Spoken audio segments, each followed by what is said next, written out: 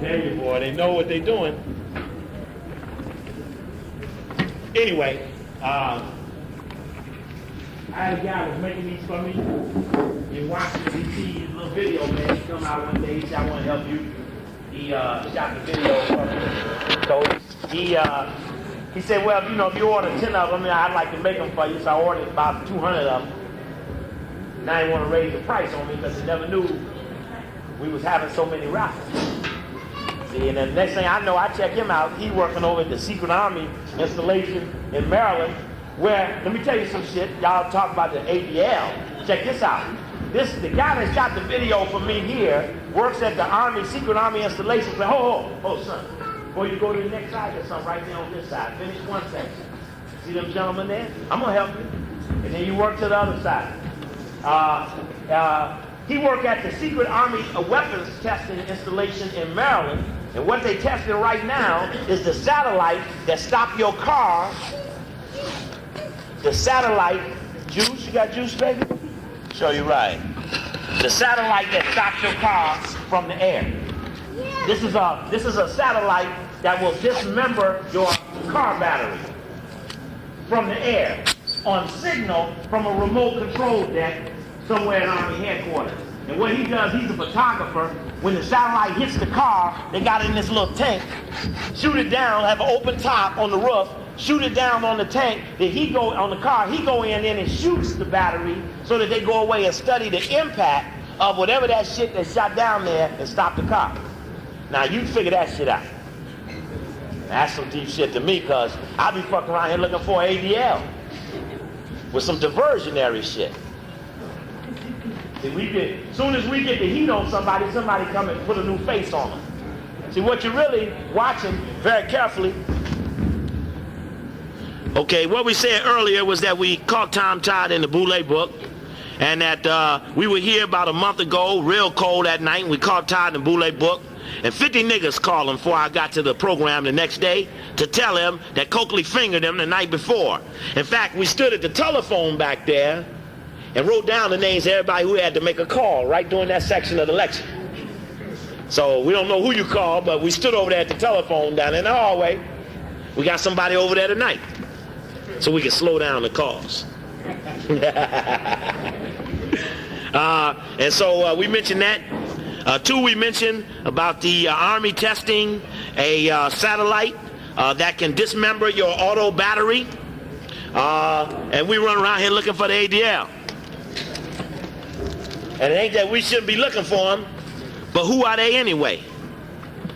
And does it help you or does it hurt you when they come up and mess with you? Anyway, we're here in Chicago at Kenny King College, where I used to go to school at. And I was in the first class, came to this building, in fact, from the old building down the street on Stewart. So I really enjoyed being here. We used to have Maceo Bowie was the president then. I don't know if y'all knew Madam Maceo. She was hot. But she ran this school, which was a big thing then. Had a lot of that. He had Kennedy King. I think Maceo died. I forget from what. Tonight we're going to talk a little bit about current events 94. I'm sure you all have witnessed and felt a lot of things going on. I think I'll probably get this little chance. I'm sorry y'all so far away. And it's just kind of inanimate. I don't know I don't know. I think y'all black, but I don't know what all this means in here. I ain't figured that shit out. You know, I'm here, you're over there, but I don't know what all this here means up in here. So, no, that's all right. Since I'm just making a note of something happened in Chicago that makes people separate themselves from each other, because what was really vibrating up in here then busted down, so now we on another vibration. And I'm giving acknowledgement to this. You know, it's like last time I was here, said, don't give me none of that tired ass applause. Something's going on in Chicago, and it feels a little deadened or numbed. And I make acknowledgement of that, because when I talk on these tapes, people listen to this dialogue all over the country. So when I'm talking to you about what's going on, I'm also talking to people. I have to feed people all over. I'm on my way to California and Detroit. G7's meeting in Detroit, Robert ass. The G7 is meeting in Detroit March 10th and 11th. And goddamn, I just happen to have an election at that weekend. So you're right. As the General Motors is hosting the G7 for its first community-based meeting in its history. We just happen to be up in there. And you can get up there for $20 on the Amtrak, so all y'all want to get down, whether on my wallet, you can say you want to beat somebody. Where on my wallet at? You come on up there and get the G7. On my wallet still in here? There you come. G7 meeting in Detroit. Everybody want to see where my wallet is. G7 meeting in Detroit, March 10th and 11th. It's a good place to be at. And don't forget, we're going to that Boule convention in July, where we happen to be renting the same rooms. We got the same rooms we rented. Anyway, so I give a reflection. I was in Fort Worth, Texas last weekend, back a week ago right now. I was talking to a group of African brothers and sisters. And the night before, last Friday night, Kwame Ture and I gave a lecture in Dallas, Texas. And at the end of the lecture, some of the AAPRP members called me to the side and told me that I was causing disunity in the lecture because I said the Israelis were squeezing the tits out of the State Department. And they accused me of conspiracy to commit sexism. And then I mentioned the word coochie, and they just, they had a fit. I said Lazar, Perez, Solomon Brothers, Skull and Bones, Boule, Rothschild, they did none of that shit. They only heard coochie and titties. So we had a little discussion after that, brother and I and the people who were standing behind him over what was really going on. And I did receive an apology from the regional director of the AAPRP because they didn't really want to start no stuff with Brother Steve. I used to have little arguments with them. I see white people passing that money and shit. I'm still real confused. So, I kind of left them alone after a while when they stopped bringing that titty coochie stuff up in my lectures. And so I let them alone. So they showed back up. I went to Fort Worth that next night. In fact, there's a tape back there, probably ain't none back there, that Fort Worth tape where I gave them a special message that next night. And they was at the hotel that next afternoon. Because they do understand, like I tell you, that these messages go all over the country. This is our electric bulletin. Now, I don't use no computers, all of that other stuff. We use tapes. We talk to each other city to city on the tape. So when somebody ends up getting penalized and they end up having to walk the country, then that's a penalty that they come to understand because there's weight involved in the articulation. I spent the last 4 or 5 lectures talking about AT&T. 2-3 more cities I went to, there's AT&T employees there. So I sent AT&T a special message. Because they seem to be showing up more than the other people at the lecture. Hey, me, 1, 2, 3. 1, 2, 3. Ready? 1, 2, 3. Ready? Ready. Ready. 1, 2, 3. Ready, march? Yep. Refrigerator. She's working. Juice. Juice, want some? Come on, let daddy hold. That's it. All right. Gotta work with the babies. They do what they need to do. So there's a little sting involved with being punished, and somebody can call it arbitrary. Nope. Thank you, sister. Somebody, you all right? Mommy got some juice. You want some juice in the back? Take her back and get some. Thank you. You all right? All right. And there's a little sting involved in that. And that weight is accumulated with being honest with the people. Unfortunately, there's a lot of dishonesty with the people. There really wouldn't be much need for me if the people who were alleging to be honest with the people were honest, then you wouldn't need me. I'd be going off being a carpenter or some plumber or some shit, making something happen. But there's a need because there's a lot of deceiving going on. And when brother stands up, I stood up and I took my heat for alleging that we didn't have any business meeting with the Civil Rights All-Stars. I was condemned by a lot of people. A lot of people made a lot of subjective statements about Brother Coakley don't need to be condemning nobody for having these type of meetings. But it bore out that Brother Coakley was correct. Because Brother Coakley has a science of studying the people and the things that are holding back black people. And when the statements are made, these are not arbitrary dialogues. These statements are made within the context of the science. If someone wants to get up and cut a deal with the NAACP, and you ain't forced them to give up no confession for past misbehavior, then you're liable to have them do it to you again. Right? Because unless you have to have that reconciliation, you have to have some form of confession. If don't nobody confess to nothing, then they're liable to do it again, saying, "What was I? Well, you got with me but a snake." And so there is no hope beyond anybody's misconception of bringing around things that weren't started by us. They're not for us. They will never come around. We're going to talk a little bit about that more in depth.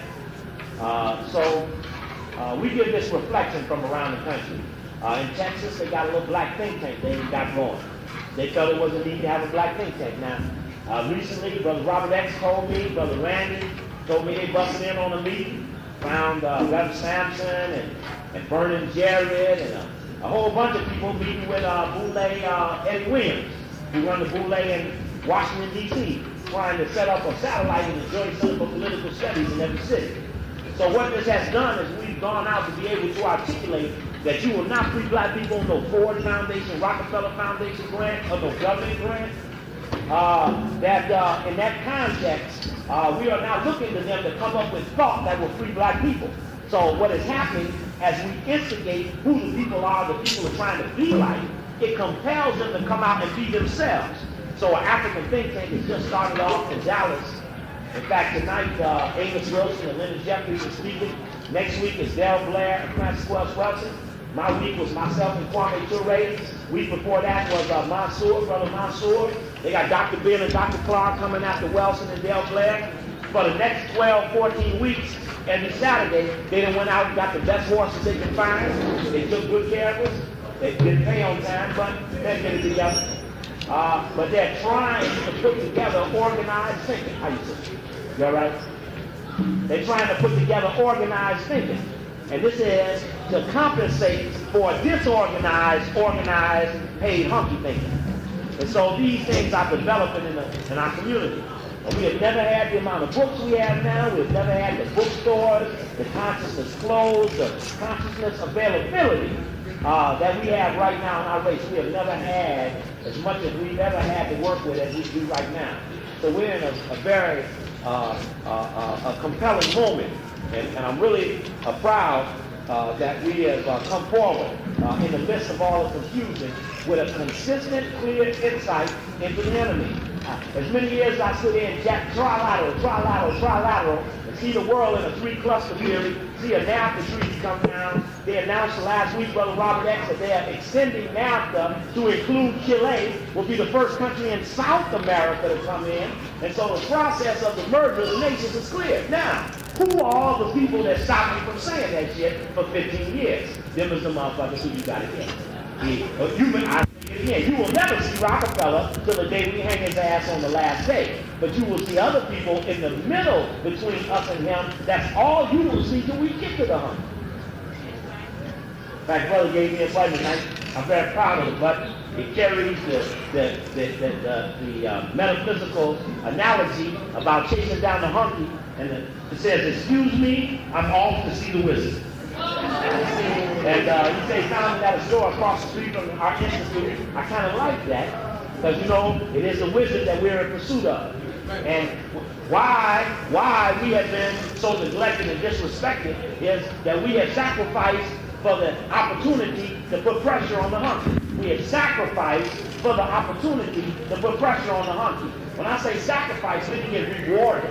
We didn't get honored. We didn't get paid. We sacrificed for the right to be consistent on the hunky to keep the option to do what has to be done, to the accumulation of evil. And the only way this will be accomplished, that the people who end up emerging to do these things are not going to look like or act like all the things you bet on when you thought the race was on. Because every time we go into a new inning, the game turns a strange way. It's shit like this going on. Michael Jordan don't want no limelight, but he leave one game, go to another game, and play up the same limelight.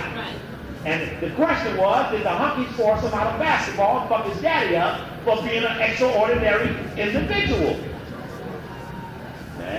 Okay, I don't want to plague nobody here, but just drop that in your head because I'm making a suggestion. If they're gangstering people in and out of shit, then what does that mean to you?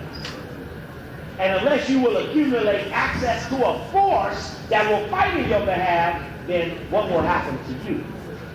Everybody's got to make a decision about where they're going to align themselves vis-a-vis the forces. Check this out. Since I seen you last, right? White boy, becomes Secretary of Defense, Bobby E. White boy, good white boy. CIA white boy, CIA white boy, good white boy. Texas businessman white boy, good white boy. Admiral in the Navy, good white boy. Secretary of Defense, every white boy in America love him. But then the Israelis, Jewish, Zionist, hunky element. And don't fucking call them by no religion. We are not measuring behavior of people who act religious. So it's not a question of whether they're Jewish, they're white, who are part of another group of whites from European. And they then claim access to different false gods. Some claim it's Jewish. Don't call them Jewish. Don't name them. That's part of their mystery. Is being named after religion when they do ungodlike behavior.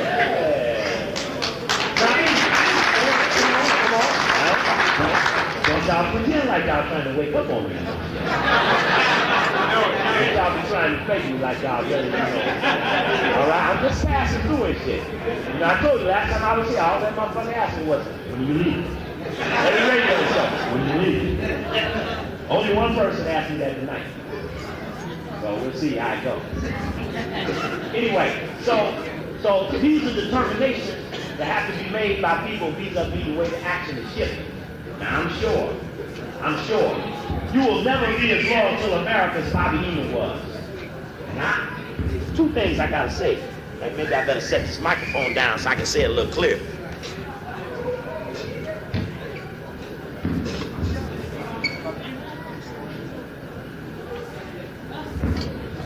Anyway,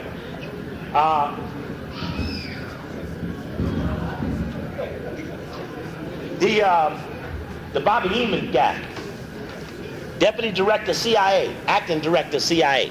What Bobby Eamon do? Bobby Eamon resigned, say they was messing with him. Some people call him gay. Whether he was or not, that's his business. I don't really care. Still white, still CIA, still pulling the hunky line. That's all that matters. But Bobby Eamon says, as he leaves, y'all remember that? Y'all see the shit? All the hunkies call him conspiracy paranoia. Y'all see the hunky? Y'all got to tell me y'all saw it so I know if I got to go back and pull it out the box. How much y'all pay to get in here? Pull it out the box. Yeah, I'll sit there, sit in your chair, pull it out the box. Bobby Eamon, it ain't in this box. Y'all don't get me started tonight. I'm tired. Y'all need to be doing this. I really wish the sister who should have been here, could have been here tonight. But people buy dabs on people, and they don't let them spread the knowledge, which is why they're here. So you get penalized, Hakeem, when you don't spread knowledge. So it'd be better if she had been here tonight, because people want to see her. I would like to have seen her myself. So we'll talk about that. But that's the way it go in Chicago, you know? Anyway, so this Bobby Eamon was considered in all the media around the country as conspiracy paranoia. He was being accused of this because as he was being dismissed, he said two things. You might not have seen what he said. I know, Robert X, you probably saw the transcripts to the lecture, to the statement. This happened, in fact, right as I was leaving here at last. He gave, in the New York Times, they ran a full transcript of his press conference, which every hunky media in this country called rambling. Said he gave a, hey, look here, y'all up in the balcony gonna have to be quiet and shit. Oh, no, everybody ain't gotta look back there, I'll take care of it. I'm the only one that can see it. And so, if somebody need to, hey, Robert, somebody need to talk to the people in the balcony. Tell them to be quiet a little bit, I'm telling on somebody. Show you right, sis. This might be something, hey, how you doing, sis? You all right? All right, something we might need to hear. I always check. Where the leadership at tonight? I be telling you, when they don't be knowing shit, it be strange. They don't show up for no lessons. They be out there Monday on the lead. Y'all know more than they know. Y'all be sitting there looking at them. They don't know shit. I don't mean to follow his ass over there. I know he don't know shit.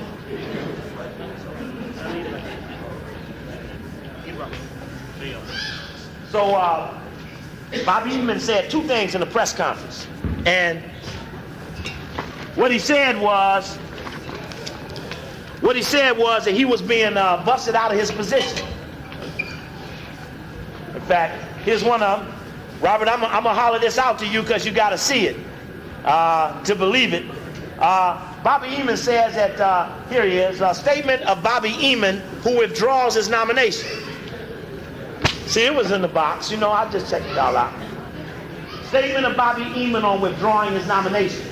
This is January 19th, 1994, New York Times, running his complete transcript of his dialogue. Now, the reason I bring this up is that this is all hooked on the Israeli thing. I got to hook 3-4 things together for you to make this ADL, Farrakhan, Dr. Khallid shit make sense to you. I don't want to give it to you out of context, but I got to start with the hunky boy and bring it all the way across so you can see that these are bowling pins all on the same lane. Eamon withdraws as choice to be Secretary of Defense. Eamon says new McCarthyism in the nation's press it led to his withdrawal. Now, you know the word press. Oh, y'all had to come on down here. This shit say, hey, Kofi might be selling some shit tonight. And we moved from the back row. We don't want to miss. That's right. You don't want to miss shit. I tell you, come on down here. You don't want to miss this shit because I guess that's why I'm here. Anyway, he says the nation's press led to his withdrawal. Now, press, another word for a hunky, Jewish person. That's the hunky word of saying press. The press did it. Well, who is the press? New York Times, Washington Post, Newsweek, Time, ABC, NBC. Who is the press? And then if you get to the press, then someone will say, well, you know, it's them. Then you keep getting these failure to pin the tail on the hunky move. You know, they get that. They're all in the blind and shit, hitting them in their head with the 6 in. You know, okay. So okay, he gives up the buzzword. And he says two things. Probably, you got a copy of this? You need this here, brother. It's good stuff. Now, you can take 20 stories. This is how you match up something funny going on. You take 20 stories and watch every media call his press conference rambling paranoia. Rather than to listen to what he said, they blew it out as what shit. Same thing about that Ralph Abernathy book that said that Martin thought Jesse was the FBI, but Jesse busted the book for saying about Martin's sex life, and you never read it. They gave a false excuse for the book being no good, and you never read it for what it really said. They decoyed you. But you don't decoy and say, don't read the part where Martin called me FBI. How many of y'all got an Abernathy book? Just want to show you. Show you. See what I'm saying? All right. I know my hunky, and I know the hunky's agents, and I know how they work. This is a science now. This ain't no arbitrary emotion. And it carries weight, though you don't see no leverage. Check. That's some sneaky shit there now. That's some heavy shit now. I ain't no idle shit now. We earn the right. Remember, we earn the right to create the weight by sacrifice. All right, and staying straight with the people. You gotta stay straight with the people. Right. If I saw it, I have to say it, because that's what the gift was. It would be a foul if I saw it and said, I'm gonna save their face. No.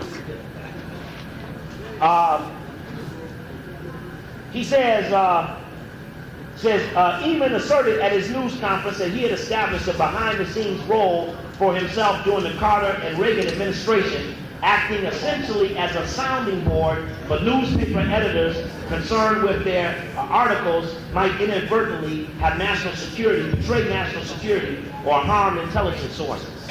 Now, in the transcript, that's a commentary of what he said. In the actual transcript of what he says, he said, this is real deep. He says, let me turn to two issues which have troubled me greatly.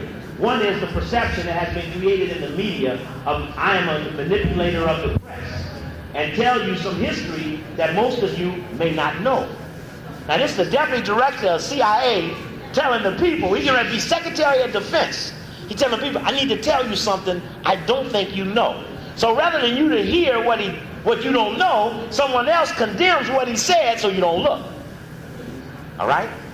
It's a higher level. They got two kind of revelations. They have a thing called limited fallout. You getting ready to catch me behind the curtain, so I reveal half my body to you. so that you stop looking for the other half. Say, oh, look, there he is, he naked. Right? So you stop looking to see the bottom half. And that's a limited fallout. I say, well, I didn't kill him, I set the climate. You give up something when they get close to you. Sure, you're right. Now, that was in code, now don't miss that shit. It all hooks together. He says, in 1977, when I had just become director of the National Security Agency. Now, when Bobby Eamon got fired, he says, Bob Dole and William Sapphire cut a deal to fuck me. He said they did it in a phone call. Now, everybody look up and say, well, damn. Now, how did he know he called him and said this shit on the phone? Now, they asked Dole, said, did Sapphire call you? He said, yeah, he called me, but he didn't talk about that. Now, saying that he called them meant that Bobby Eamon had 2-3 ways of knowing. He was at his house, Dole's house, he was at Sapphire's house, or he was in some third spot that gives him access to their houses. And he says, I heard a phone conversation where they set me up. One would do one guy, and he trade me off in this. So he's telling them, though he's not directly telling them, now, y'all can fuck me if you want. I'd have stepped up off my job, but this is what y'all was talking about.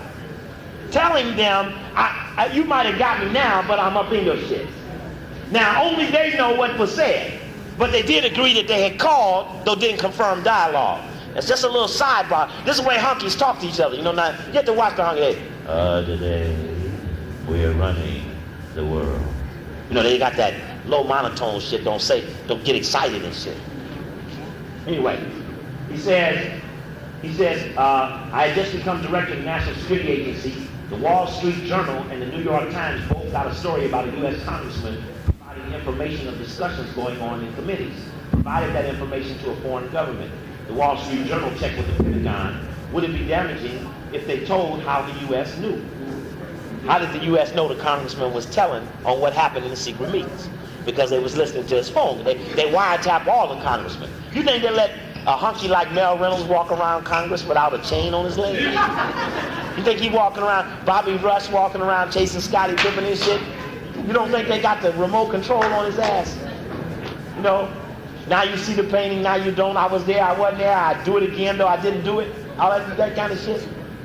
Anyway, he said, Assistant Secretary of Defense Tom Ross told them that it would be. So they elected not to detail how the government knew, but they printed the story on what the congressman had been doing. 24 hours later, the Times distressed they had been scooped, headlined how the government knew, and we promptly lost our ability to provide any intelligence to the government on that situation. Attorney General Griffin Bell, cause and effect was very clear. He went to President Carter and said, we need to do something about this. At a breakfast with these two and Secretary of Defense Harold Brown, Bobby Eamon is trilateral, Harold Brown is trilateral. In fact, Bobby Eamon is the chairman of the nominating committee of the Council on Foreign Relations, on the executive committee of the trilateral, deputy director of the CIA, going in to be Secretary of Defense, right? But they smashed this motherfucker's career in one weekend.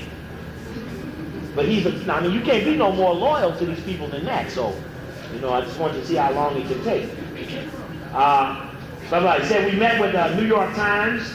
In a somber lunch, I detailed to Mr. Sulzberger, that's the owner of the Times, and his colleagues exactly what had occurred. At the end, when I finished, the publisher said, Admiral, if this is a pitch for censorship, forget it. My response was, if that was a pitch for censorship, we wouldn't be there. It was an effort to try to say how we could avoid needless damage to intelligence sources and methods. They'd be willing to try. And a fascinating conversation ensued for half an hour between the publisher, editors, at which they ultimately concluded that what they needed was the ability at 7 p.m. to 7:30 in the evening, when they were putting their paper together, to call and say, would it be damaging if we say the following? In other words, Bobby Eamon said that every day between 7 and 7:30, through the Carter and Reagan administrations, that's 12 years, he served in a role that between 7 o'clock and 7:30, he reviewed stories before they appeared. And he decided whether or not those stories compromised the intelligence community. Now that means that the newspaper the media is an element of the intelligence community, since they are good old boys and don't nobody want to bust a big toe on no fingertip move. So there's a family thing, and he says, you might not know this, but every day I review what you saw the day before you saw it. Now they call that rambling paranoia. That's clear to me. That shit real clear to me. Okay. Now that might not mean nothing to you. That might not mean anything to you. But what it in fact clarifies is that the reason the evening news, ABC, with the what's his face? What the hunky name? No, ABC. Jennings, NBC broke off, CBS Rather and Chung. How come when you look at all 15 stories, 13 of them are exactly alike? If you time the stories, they're almost timed down to the minute alike. It's because somebody pre-screened it and said, this is the day's news. And then everybody went out and played from the sheet music that they were handed. Check? Okay? So, and Bobby Eamon acknowledges that he served as the pivot man in the process. Now, that might not be no big deal to you, but he's opening up, show you right, brother, that he opened up the fact that he served in that role. Now, he was called the manipulator of the press, but he's saying, I was in a cooperative relationship with the hunkies in the Jewish press. He then said one other thing. He said, I think I know why I'm being punished. He said, you see, when I was in the CIA, every time we gave the Israeli government satellite information, they would go bomb somebody with it. We were giving them information beyond the needs of their security. So we give them some shots of Lebanon, they take the shots of Lebanon and go bomb somebody. So to stop the bombing, he stopped the U.S. Intelligence Reconnaissance Photo Division of the National Security Agency from passing on to the Israeli government certain photographs of different countries. Now remember, if you've seen the movie Patriot Games, the shit is so good, you can tell if a woman is blonde or brunette in the middle of a desert. Remember the movie now, it's just a little peep of that. Y'all seen the movie? Y'all remember that? Where they looking up from the satellite, they got a little control room. And they're fighting a war from a control room using satellites, ground technology, all kind of shit. That shit really exists. It's right in Washington, D.C., surrounded by the black community. The Naval Reconnaissance Division is surrounded by the black community in Anacostia, which is like saying South Side Chicago. Surrounds that shit on the Potomac, right by the Washington Airport. Anyway, he says that he denied the Israelis the right to these satellites. And he said they kind of didn't like him for doing that. Now, if you check that carefully, that got a side shit to do with the Jonathan Pollard issue. Now, supposedly, this guy, Philip Heyman, who was deputy director of the Justice Department, quit. Now, he was on all the shows last Sunday. Well, I don't know if you see him or not, but this is for the record. He's on the shows last weekend, and he's saying that he's quitting because he's talking about the crime budget and shit, the crime bill. But when in Washington they ran that the reason he quit was that Janet Reno wouldn't agree to release Jonathan Pollard, the Israeli boy who is in the U.S. government, who spied on the U.S. government and got life in prison for spying, stealing that same satellite shit that Bobby Eamon had denied him. Okay? So now he quits as deputy CIA man, deputy Justice Department man just last week over this rift over the white-white question. Now there's a white-white thing going on, and I want to hook you into it. Now, 2, Bobby Eamon says he denies these satellites, and then he says, I also. And you all might remember, maybe a brother might remember this, when they announced that Gaddafi was sending a 5-man hit team to Washington, D.C. to murder Reagan. So they built these big-ass, they took them cul-de-sacs and put around the Senate and the House, and they put this big fence up, a double fence around the White House, saying that Gaddafi was sending these 5 people in to kill Reagan. Well, Bobby Eamon came to the forefront, proved that the rumor was being spread by the Israeli government, and said that they were doing it to force America into bombing Libya. Now, you got to listen up on this shit now. Here's a white boy from Texas doing some shit that's trying to stop the Israelis from sucking the American government into bombing Libya. A brother man. Right? So now he's going to become Secretary of Defense, having done this shit in 80, 81, 82, 83. He showed that he had to resolve to fuck the Jewish connection if he had to. Now, and that means that when you fuck them, you have the horses in the water to kick their ass when it's trouble. See, fucking somebody ain't nothing. I say you can piss all over me, but when you finish, I'm gonna get you. So if you don't finish me off, you gone. So it's all right if you're in a fight and somebody hits you. You got to take some punches. It's just remember how many rounds they are, and remember victory is the goal. So you're sitting up. He gonna be Secretary of Defense. Every meeting in this country, he said he was gonna be the greatest guy. But all of a sudden, the guy William Sapphire, used to work for Nixon. He accuses Sapphire of having his number. But he also says Sapphire went to the director of the CIA to try to block some anti-Israeli shit he was doing. And he said, the reason I really got busted is I'm anti-Israeli. Now that's important because it just ain't about Dr. Khallid. It's about a whole bunch of people who want to play ball in a certain arena. See, I wouldn't do it because I ain't going in that arena. I ain't going that way, so I don't have no ball to play that way. But if you're going to play ball that way, you got to play by the rules. So when you look up and say, why is somebody doing that? You say, maybe they're playing ball. And they've absorbed certain rules.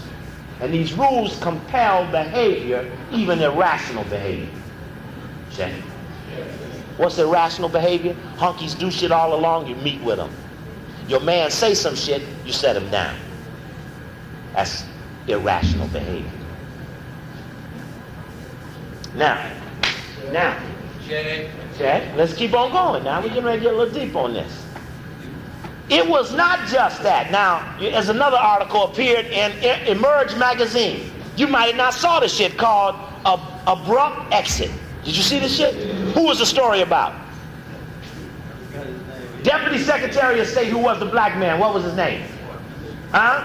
Wartime. Show you right. Well, he ain't there no more. He was Deputy Secretary of State, Robert X, for about, he was not even the term of a baby. You know what I mean? If his position was a pregnancy, he'd be premature. He out, right? First black man to be, but he was Rockefeller's nigga. He had been chairman of the Rockefeller Foundation. He had worked in Rockefeller Philanthropy. He was a big boule man, Chase Manhattan director, Council on Foreign Relations director. But they busted his ass and threw him out. And they said he didn't do shit. No, let me get this straight. They didn't say he didn't do shit. They say he fucked up. But if you read his interview in Emerge last month, he says, strange they say that I fucked up. I didn't have no assignments. You pick that up? Yeah. Now, what you gotta try to figure out is who's kicking ass up there, cleaning house, making sure whoever's sitting in the seat talk they talk. Now see, I'm trying to give you a big picture here. It's a whole lot of muscling going on. Let me walk you back to when Clinton first won. Go check. It ain't gonna be many papers that tell you this. The Washington Post tried to suppress it, but the Washington Times busted the story. Robert X, Clinton's president. In fact, Clinton ain't even president yet. He's president-elect. A guy who heads the AIPAC, the American Israeli Political Action Committee, named David Steiner, makes a call to a white boy named Harold Katz. Harold Katz just happened to be wiretapping the phone call. He says, Harold, if you give me 200,000 motherfucker dollars, cash money, I'll get you in good with the National Security Advisor, the CIA man, and the State Department, because for assisting Clinton, the Israelis have control of those three positions. Hold it now. Hold. Y'all with me? Y'all picking up on this now. It's going to hook together. I'm trying to.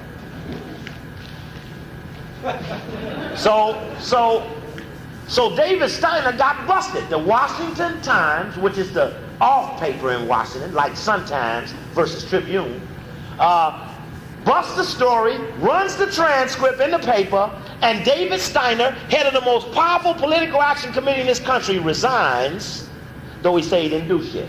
And this was 2 days after Clinton had been elected, not president, but elected. He's now assembling his staff. Now, the National Security Advisor is Anthony Lake. The Deputy National Security Advisor is a guy named Berger. You got to go find out who these people are. It might not mean shit to you, but just these are people who fuck Africa. That might not mean shit to you, but to fuck Africa, you have to fuck Africans in America. So maybe you might get tired of that, and you might want to know who these people are. So anyway, now don't be fucking around asking the leadership to tell you, because if they get caught telling you about these people, they'll be fucked out of leadership. You don't get to be no leader by telling the people what the score is and what inning it is. You tell the people, well, how long? Not long. You know what I mean? That vague shit. You know what I mean? Hope is dope. That you got to play into those things that don't have no conclusions. Right? All right. Now. Huh? Up with hope. Show you right. And I want to tell you something else. I'm going to tell you something else. Huh? See, I spent 3-4 weeks in this town fucking Jesse Jackson, right? And the anti-crime bill and the passing out that money to the ministers. So what did they do to put his face back on? Come out with a phony story about his son. And play the symphony back up. And to give love back to his family. And make it look like he an attack from the hungry serve. Did you get him rocking on that phony shit? Everybody know them two boys are virgins. They ain't gonna do no drugs. And besides, you ain't gonna have Lee Brown, head of drugs, Boulay, gonna bust Daddy Boulay Jackson. You ain't gonna have no inner Boulay connections. But you need a little build up. See, a honky know how to build a nigga up. She built that nigga up after we spent a month revealing that the niggas took a pay down to make Joe Gardner the mayor's candidate and lose. Yeah, not the shit, because your shit gonna click up when I bring Moorhead and Associates in it. Because when I bring them in it, if you go look at their buildings, you'll find Joe Gardner's little people working there. That's who is the overriding company on the security contract at the CHA. I'm back. So you're right, we'll get back to that. But it all hooks together. It all makes sense. I come here and told you. I smelled Daley's re-election. Now y'all they walking with Clay Evans and shit. What that shit about? Walking with, you think Jesse gonna fuck his godfather Clay Evans to get to Daley? No, this is the making of Daley's re-election. And it's being brought to you by niggas who gonna be faking you like they wanna win some shit.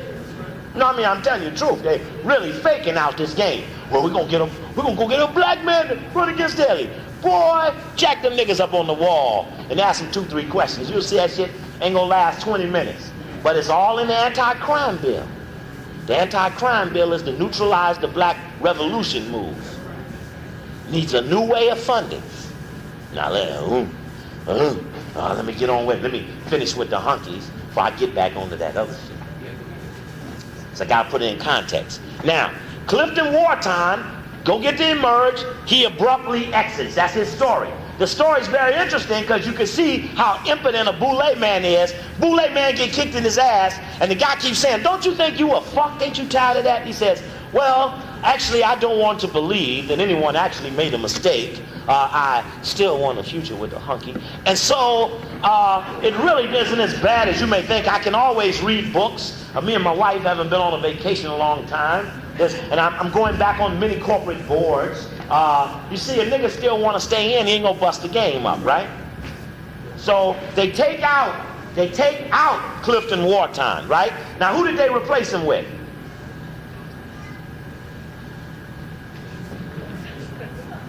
No quiz. Huh? No quiz. No, that's no answers. I'm controlling this. I gave the test. Huh? Do they have papers here? So y'all be scaring me and shit now. So y'all scare me. It's why when y'all be coming back to that table, you're like, go boy. Yes. Okay. Straight. Check.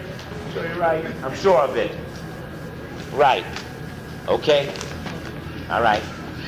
I guess I could offer money, free tapes, anything, when nobody know who the Deputy Secretary of State is. Here's his picture right here. I ain't gonna help you.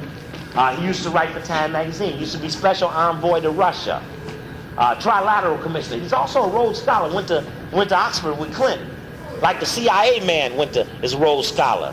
You know, like the domestic policy man Rhodes Scholar. Like the media man Rhodes Scholar. Huh? No, Perry, you better find out who Perry belonged to, because obviously he was acceptable to the group that took out the other guy. There you go. Who said that? So who else? The one who can only call in the radio twice a week. No more than 8, 9, 10 of the motherfuckers call out 11. He can only be on the radio twice a week, but he got the information, but he's gonna be denied access to the radio so dummies can talk. Dummies got all the privileges and shit. Dummy can talk all day, all night. Long as you don't say shit, you can be on the, you can host the show. Ty Wansley hosts the show. He a dummy. With a Doliac. A damn dummy. Anyway, because they kicked the Doliac's ass too. Now, Robert X, get the New York Times, February 9th, 1994, page 13. It says, Talbot recants criticism of Israel. Now this is some heavy shit. Now y'all can see it. Here you go. Overrode the process and got Clinton to select him as Deputy Secretary of State. But when they checked up on Strobe Talbot, he had been writing some anti-Jewish shit. Even wrote an anti-Jewish article in the Time magazine like a week or two before his appointment as Deputy Secretary of State. So the Israeli motherfucker called him in. It says, a critic of Israel stresses his basic support. And the shit should say now. Right? Talbot recants criticism of Israel. Facing severe criticism for some of his writings about Israel. You didn't complain about it, did you? Okay, so it must have been the Israelis that complained. You know, non-tax-paying motherfuckers don't live here, don't work here, don't pay nothing here, got a disproportionate amount of influence here over your influence, the workers. Facing severe criticism for some of his writings about Israel, Strobe Talbot, the former Time magazine writer, who has been nominated as Deputy Secretary of State, spent much of his confirmation hearing today backpedaling and even outright renouncing his own statements he made only years ago. Outright renouncing his own statements. Look, Mr. Can I keep my job with you? Not, he ain't kissed Clinton dick. He kissed the Israeli dick. Can I please? I'll recant everything I ever said about you if you will let me get this spot. Oh, please. You'll never have no trouble out of me. Fuck a nigga, I'll fuck a nigga in a minute. Bomb Africa, I'll bomb Africa. Wiretap Coke, I'll wiretap. Fuck anything I do, whatever you ask me to do, just let me keep my prosperity and prestige. Nah, you ain't had nobody work for you like this. Recanting shit, apologizing and shit. But I know you ain't got no time to get in on this. That's February 9th, 1994. Talbot recants criticism of Israel. Now, let's go back. What am I suggesting? There's a group of hunkies up on the hill that are forcing another group of hunkies to kiss their butt. And if you ever felt there was a moment when they were grabbing the balls of something, the shit, whatever they up to, they're doing it right now. Right now. Right now. Right now. The shit is going on right now. If you ever sat up and dreamed of some nightmare shit, the shit is on right now. It's right now. Because why would the person you love and respect the most take his own money, fly his own soldiers to Washington, take out hotel rooms at the White Hotel, pay $5,000-$10,000 to go there and set down his own man to keep alliances with the Black Caucus and the NAACP and the Urban League? What is going on there? Why Satan? What is going on? And why Satan make somebody get in there and say, I didn't mean it? What is going on? Where is this leverage coming from and who got the lever on it? Anybody else, Brother Steve, you take care of all the raffle tickets and stuff? Anybody else need a raffle ticket? Y'all may want to get a couple of tapes or two. And one more over there, you still got your bag and stuff? Where your bag at, Commander? Show you right. I know you tired. Ain't you tired? Walking around here, daddy lecture with nothing to do, ain't got no balls to play with or nothing. Want to make money tonight? He grabbed the ticket, grab the roll with you. You got to hold your hand up so you can see. You see the brother over there? There we go.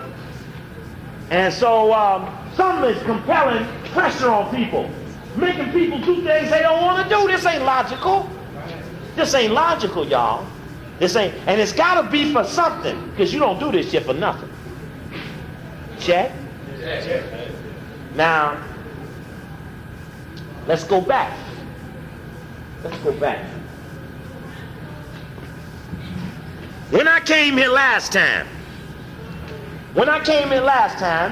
I said that something strange happened, and I noticed that Jesse Jackson and Alligator and all them people's up there at the White House. Sure you're right. Everybody didn't catch it, but they getting it. That's Alligator. They was up at the White House, and they was meeting on the crime package. Now, you got to convince another group of hunkies that it's all right to get the niggas this money. Now, remember I said before, let's go back. In the old funding formula for Democratic presidents was that when a Democratic president come in, he funds his blacks through the mayors.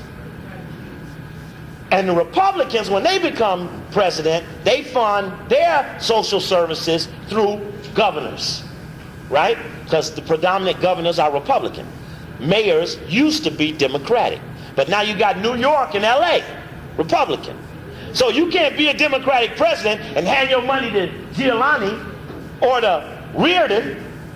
You got to give it to Cecil Murray and Al Sharpton and Jesse Jackson and let them pass the money out. You with me? Because see, the old mechanism don't work no more. So Jesse serves the party. He serves the party. He gets that big $1 million voters registration money to gracefully step out of running for president. Remember the gimmick. Boule Wilder announces so that Jesse would be the second person. Now, Wilder, a political neophyte on the national scene, could not outstep the second man in the last election with 7 million votes. He can't outjump that guy, but that guy ain't getting in. So you jump in and make it, if he jumps in, divisive. So then as soon as he say he won't get in, then you pull out. So you end up with nobody. You with me? So you end up with no black running, and that's how you get Jesse Jackson out, saving his face. See, this is all about face. Face. It's a big game with the honky. Face. Now, so you give up the $1 million for voters registration, and you come around and say, okay, we got the fun shit. Now, this anti-crime package was really coming down the pipe in the presidential election, but the Rodney King, Stacey Coops, and all that shit fucked it up, pushed it back. You couldn't say, get the young black men. Hey, there's a tape I gave back there called The Conspiracy to Destroy Black Men. I gave before a group of black men at Howard University last Tuesday night. And we went till 1 a.m. in the morning with just black men in a lecture, and you'll find it as very interesting. You'll definitely want to hear that lecture. Now, so now you got this anti-crime package. In this anti-crime package, you got this spreading out of this money. Now remember what I said before. Daley is not going to let Clinton let those niggas have no money in Chicago if they're going to take the money. See, what do jobs do?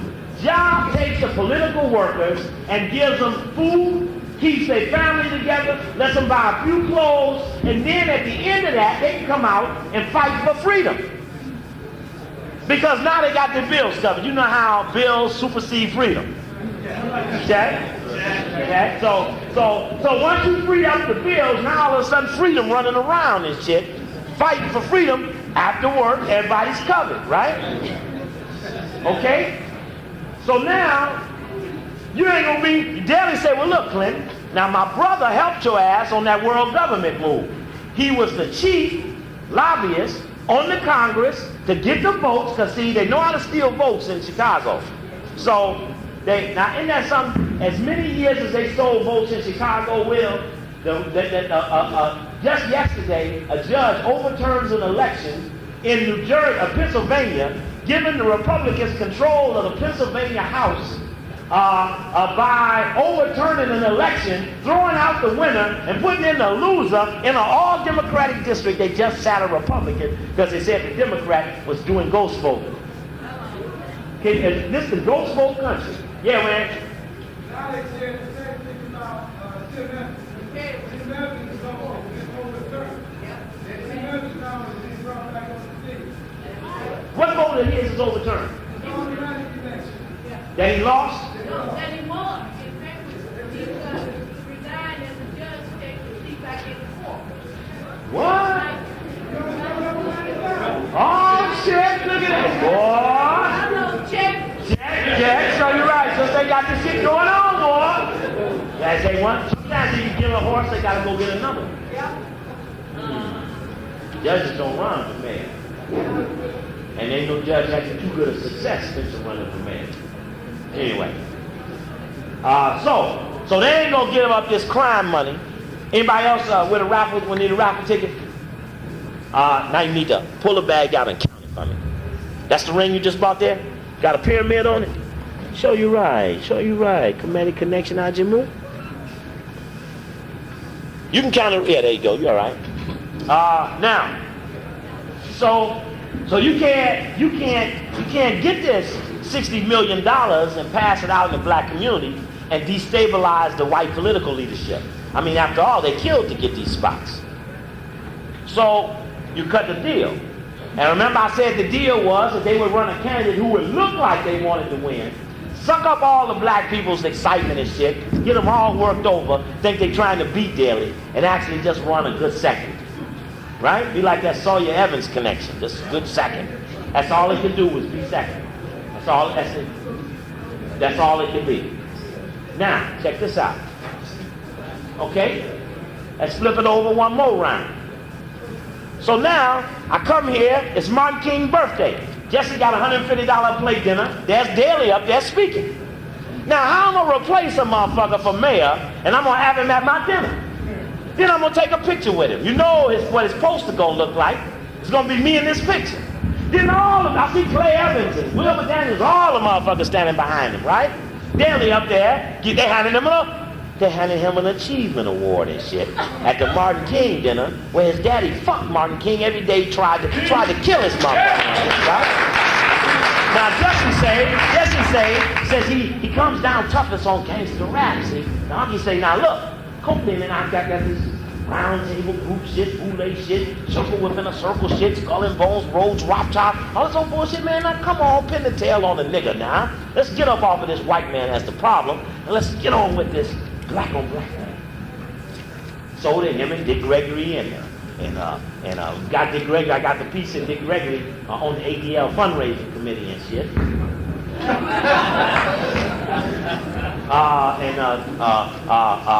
Dorothy Tucker and all them going marching on the gangster rappers. Because the hunky say, now if I give you this money, you got to prove to me that the hunky ain't got nothing to do with black man's problems.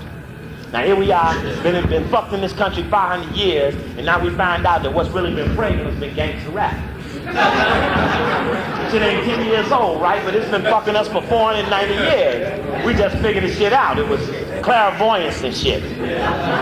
Oh yeah, I remember when they reconstructed gangster rap did this shit. You know?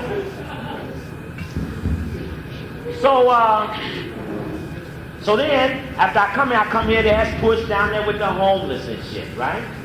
Right? Remember that? They was down there that morning chasing around trying to find what the homeless was doing, right? Then they went back to that 2,000-seat auditorium, well-heated Jewish temple, empty, even on Saturdays. No homeless in there. Check? Meaning that they were looking for someone to help somebody who they could have helped. Okay? So none of the churches, Donald Parson Church, any of them ministers, none of their churches were holding the homeless because they keep them locked. So they was down there looking like they was on the case. Then Chinta I'm an agent for them. Strasbourg writes the cover story. But she always writes the cover story. Always writes the cover story. Wrote all the anti-Steve Copley Defender cover story. She always, that's her job. Write the cover story. She goes down and writes Push agenda for the whole year story. Then as I mention this shit out loud, somebody say, well, you know, Push came up with a poll, say Joe Gardner the only one for mayor. I said, well, I didn't know that, but it fits the pattern. We got the formula cooking. Formula's cooking, right? Anything go in it, just another ingredient in the soup, right? Okay, so we're pushing on this. We're pushing a little harder. And we recognize that the anti-crime budget is about who can come in and stop black people from doing things that are threatening white people. Who can come in? Who can we call on to do this? This is troubling us. And I'm going to tell you something, brothers. What it's going to do is going to pit you against your own community, and people that hate the hunky going to end up beating you on security detail because you're going to be the one standing between them and the hunky. You getting ready to set up into some shit you're going to regret for years from now.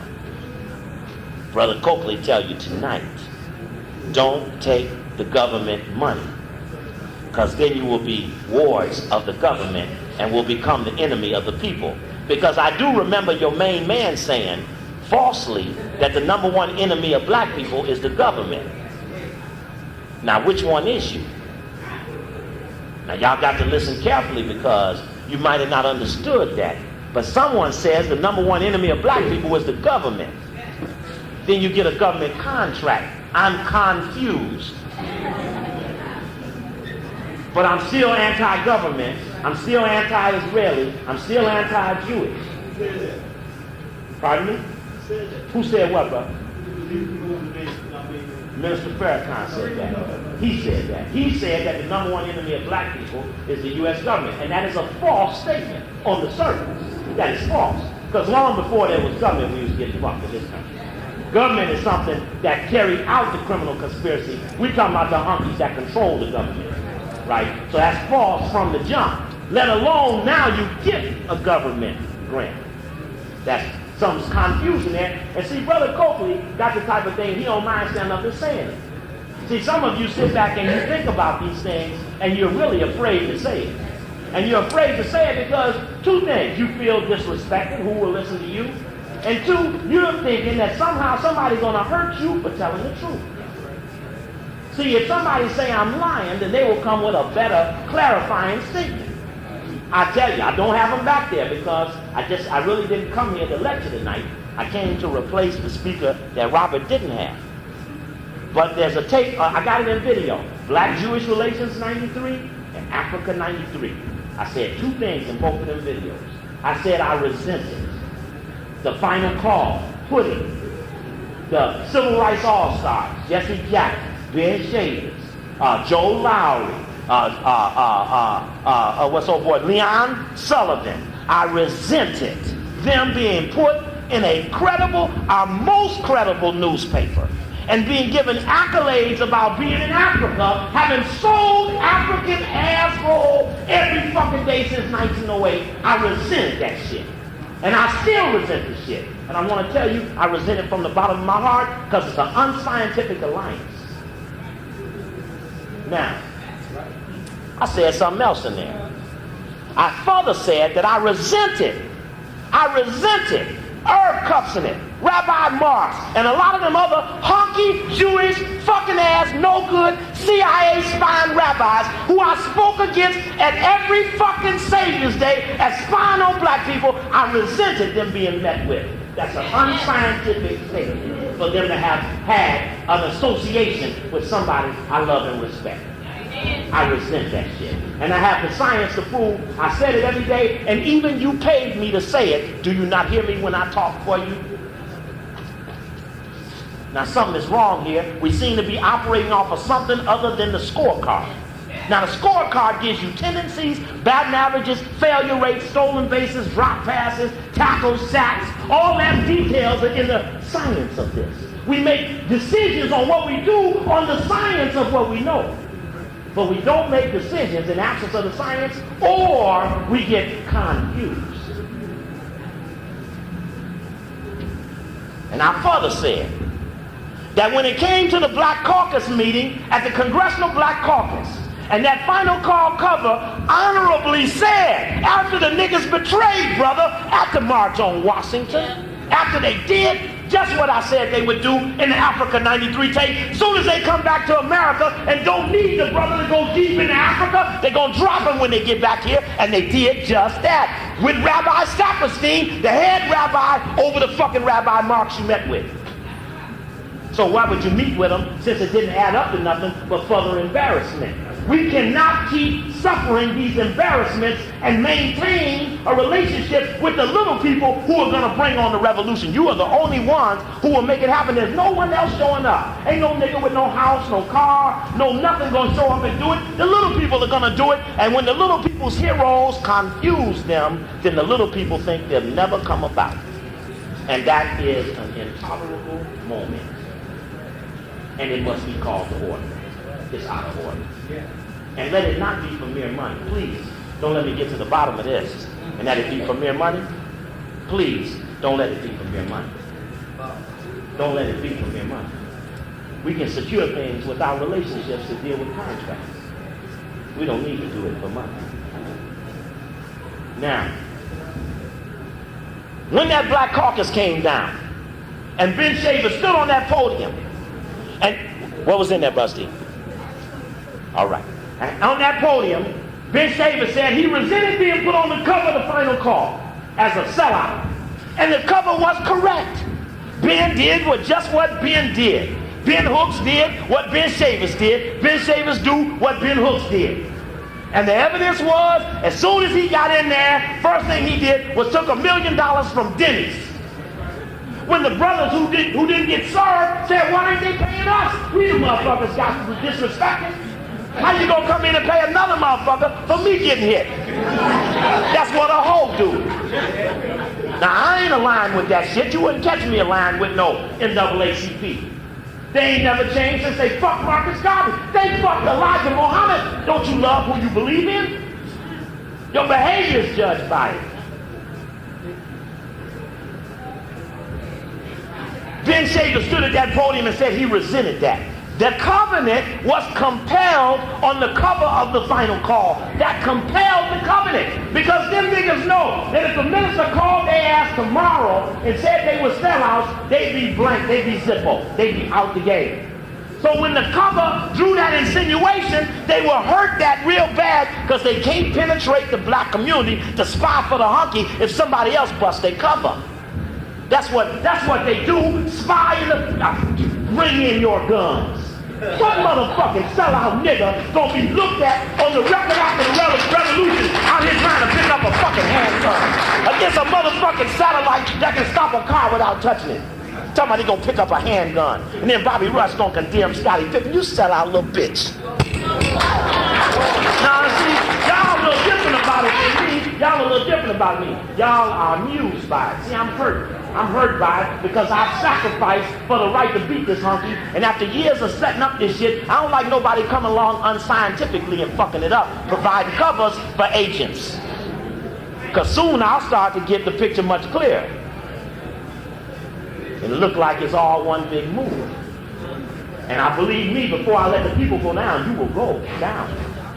Before I let the people go down. The people's options to get the hunky will remain open. To get all the way to the top hunky. There'll be nothing on your operation to get the hunky. And that must be preserved. That virginity, the people's right to go all the way without compromise. That must be preserved, and that demands sacrifice. And you will even be disrespected for the right. Some will even talk about you under their breath. Some will even tell on you like this is some news. The shit been the same since you met me. I ain't changed. Only circumstances and your position changed. So that covenant came down. And they agreed to something right there that they wouldn't do something, but they did it. How can a nigga keep a word when he ain't got his word?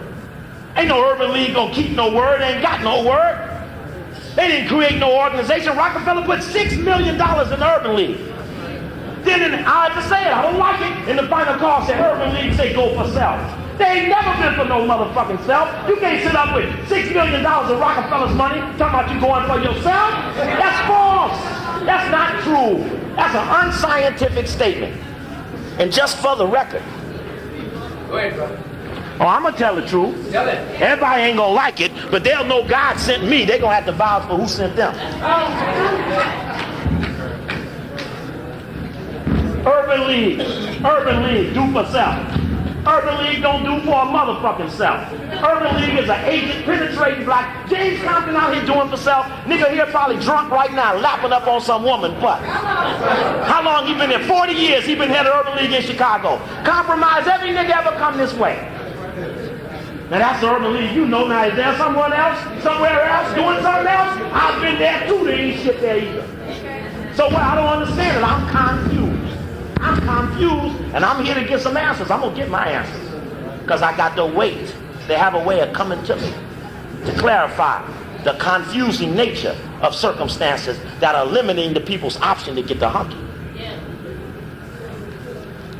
And this is the cover of the blacks angered over attack on Jackson family. I ain't angered. Every motherfucker I talked to wasn't angered. I ain't met nobody yet that was angered. Motherfucker coming here getting $10,000 speaking at 10, 21 years old, ain't never done shit but what his daddy told him to do. I ain't angered worth shit. That ain't nothing but a ploy to build back up a broken face. I'm proud I helped break it. No, you say that applause. This is deeper than that, y'all. This is deeper than applause. These could be the final moments that we have these options.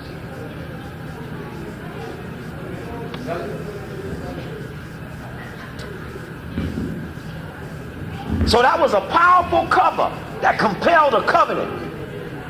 And I watched them sit up there and I said, boy, you have to be a lot of tolerance to hang out, to hang with them, and to believe they're going to come around. They take a lot of tolerance. And I can say that someone can be inspired by God and believe that they need another chance. That can be true. But my God is a vengeful God. The one I serve, he like that retaliation. That's a compelling moment, so I'm confused. Now,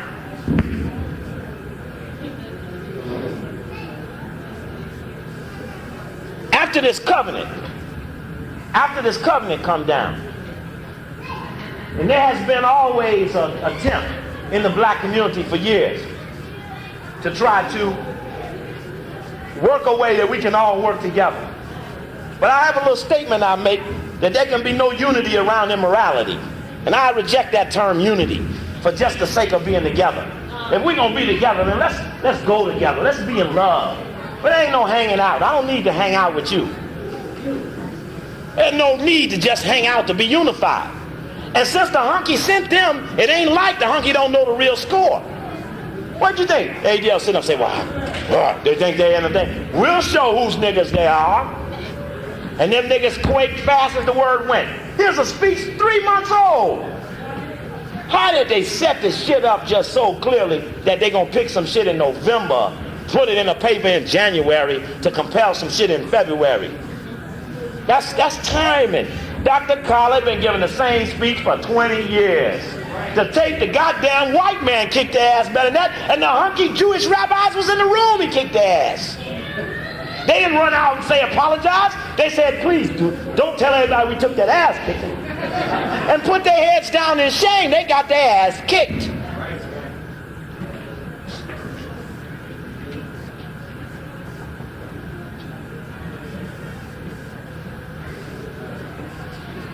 The ADL. How long I've been trying to get somebody to bite on the ADL's ass? When the ADL showed up and notice this how clever they are. In '84, when they started that shit on the minister, they misconstrued a speech and he said something he didn't say. When they came to me, they did the same thing. They say I said something I didn't say. Now I said a bunch of shit. But they didn't go through none of that. They went off on some other shit that I didn't say, and they know a motherfucker ain't gonna get too angry about defending some shit they didn't say. You say, well, you see, they got an agenda. It ain't about dialogue. It ain't about the answer. It's about they got to make a move, so they make a move on the hypothetical thing. That's the type of move they have to make when they don't want to get into to what you're really saying. So rather than getting to what you're really saying, or rather than getting to what the minister really said, I mean, check this out. The Jewish people are so clever. Any of you all got the ad they ran in the paper on Dr. Khallid? I'm going to show you how clever them honkies are. I got the ad on overhead. I can't show it to you. But if you check the ad goes, and Professor Griff was right, ... And then it says, and he was right too when he was here. You know what's in the ... Robert X? Steve Coakley was right too. But the hunky, if you got the speech, you can hear it. The hunky is so smart. Before he put the ad in every fucking paper in this country, he deletes one word, Steve Coakley. Now, why would the hunky have to delete one little Steve Coakley? Because you know that the people look at Coakley's information and say, he was right. He did show me this shit. He got this shit right there. So they took, and Professor Griff was right, ... and he was right too. You say, well, who was it that they took? The hunky cannot name my name. In the screening that goes on in the media, you can no longer say Steve Coakley. You can say a former aide to a Chicago mayor. Yes, Robert. Got you in the January edition of Omni Magazine as a member of the Nation of Islam. Tied to Mr. Farrakhan. And last week on Charlie... Oh, now what you say now? Oh, go back. I missed that last part. They tied you to... Oh, stop. You said what now? Yep. I saw the Omni article.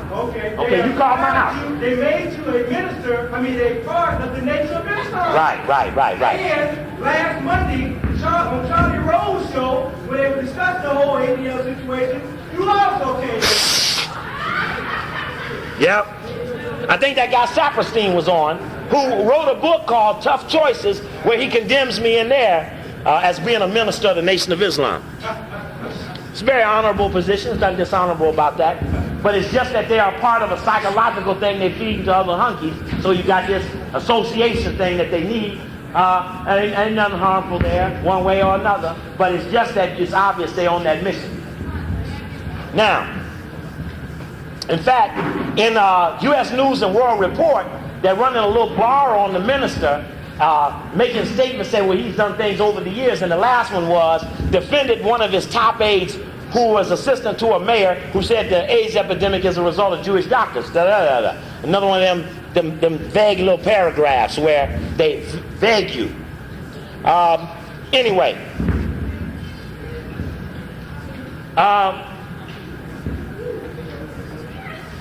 In that speech of Dr. Khallid, he brought up the word De Beers, diamond mines. Now they did leave De Beers in there. One little name. Now the tape, how many of you all actually heard the tape? You need to hear the tape. How many of you actually heard the tape? That's good, because the tape is a lot better than the words that they ran on the screen.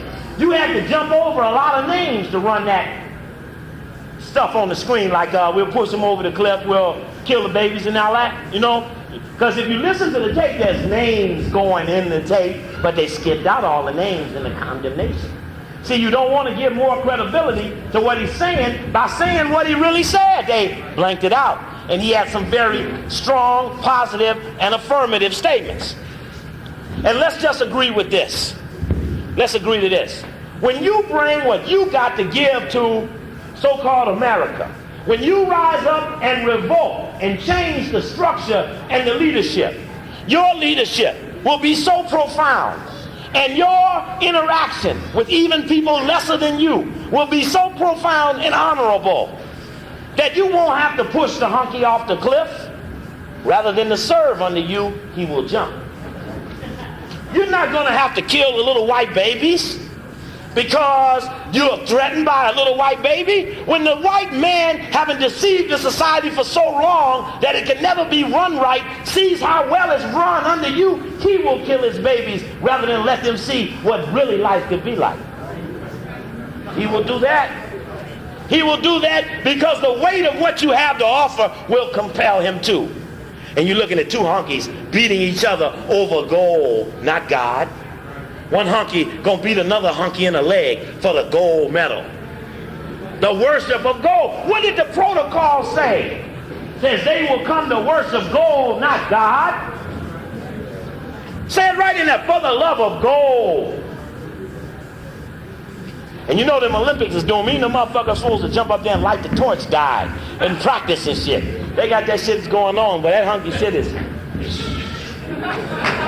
I wouldn't want to be caught next to him because this shit going... It's rough. It's going to be rough. It's going to be rough. Now,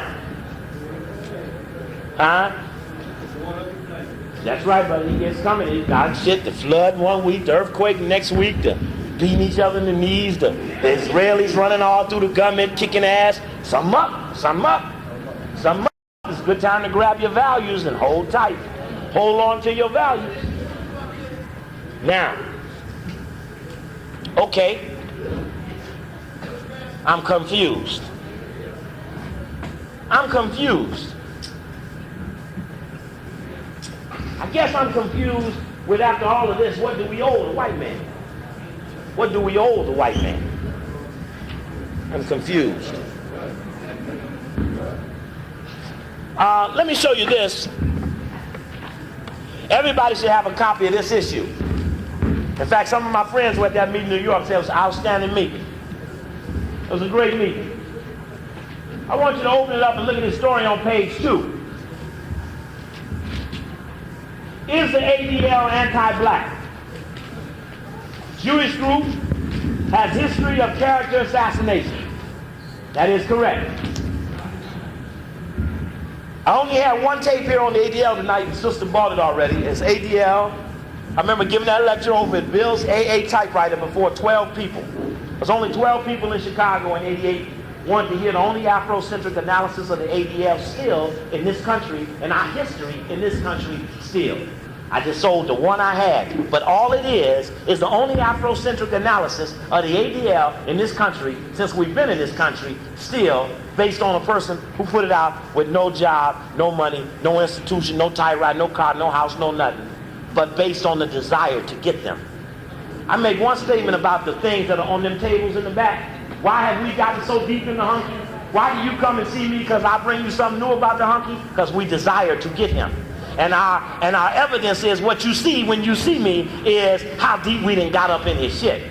Now there's some with more money, more things to work with, and more people, but desire less. So less comes out. We are penetrating the bowels of the hunky because we mean to kill him. That's the only way to deal with a cancer that's growing, eating all the living things. And we understand that there's a righteous connotation for doing that triggers an unstoppable revolution. We understand that. My only point to you is why are not there deeper penetrations of the hunky, seeing that most have more to work with? You see little babies run around here, sister run around here, we barely able to get here, barely able to set up. We might be slow doing all the things for ourselves, but we deep on that hunky. And I mean, I don't need to tell you in these cities how deep shit they got and how out of control shit they got. Because what does out of control mean? How proud am I, Robert, to put a tape on in another city and the man stand west say, well, what's this about this boule? You know, Robert and Randy and Harold and Dancer and Prancer and Nixon and all of them keep telling us every week about all of these things we don't never want to hear about anyway. But you walk in any city, there's a whole nother cadre in every city doing the same thing, making sure that don't shit come down unless the enemy's perspective is put right in the analysis of it. And we can't even go on a picnic unless we talking about who owned the ground we picnicking on. That always has to be in forefront of all parts of the dialogue.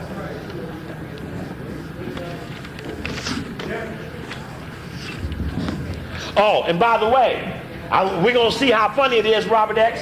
They're out here picking panelists for this Jewish hate museum project called Bridges and Boundaries, which I'm going to ask you all to come walk on with me, because we're going to walk on the museum to stop. Part of 1/6 of the shit is a condemnation of myself, and it's a Jewish hate thing. They're around picking panelists to sit down and dialogue and shit. It's going to be interesting to see who step up there as a spokesperson for us against them on some bullshit. It's going to be interesting to see. Anyway, for those of you who are interested in getting that ADL tape, you'll have to either catch me tomorrow or catch me when I get back here. I'll be speaking to Harold Washington College March 9th. Harold Washington College March 9th in the daytime, but I'll be here all that week. You can write it down now. Coakley will be here all that week. Because everybody want to know, when Coakley going to be here? When is he leaving? When is he going? Is he here all of that week? Now, let's get into this article here a little bit. Now remember, Coakley said this Urban League Do for Self article is not true. Urban League do not do for self. They're a granted organization, and if you had 10, 12, 30 million from Hunkies, you'd be out here doing for yourself too. That's what they did. They did it for themselves, not for the self. They're for themselves.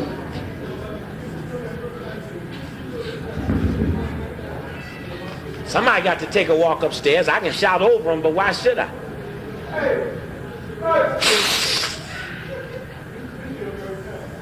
Yeah, they just packing up.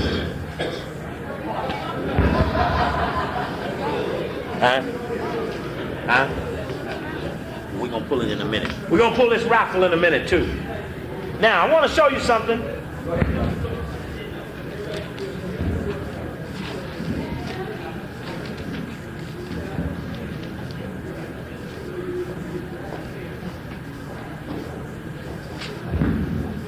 In this story on the ADL, which starts on page 2 and continues on page 9 and then page 10. Oh, y'all got to go now?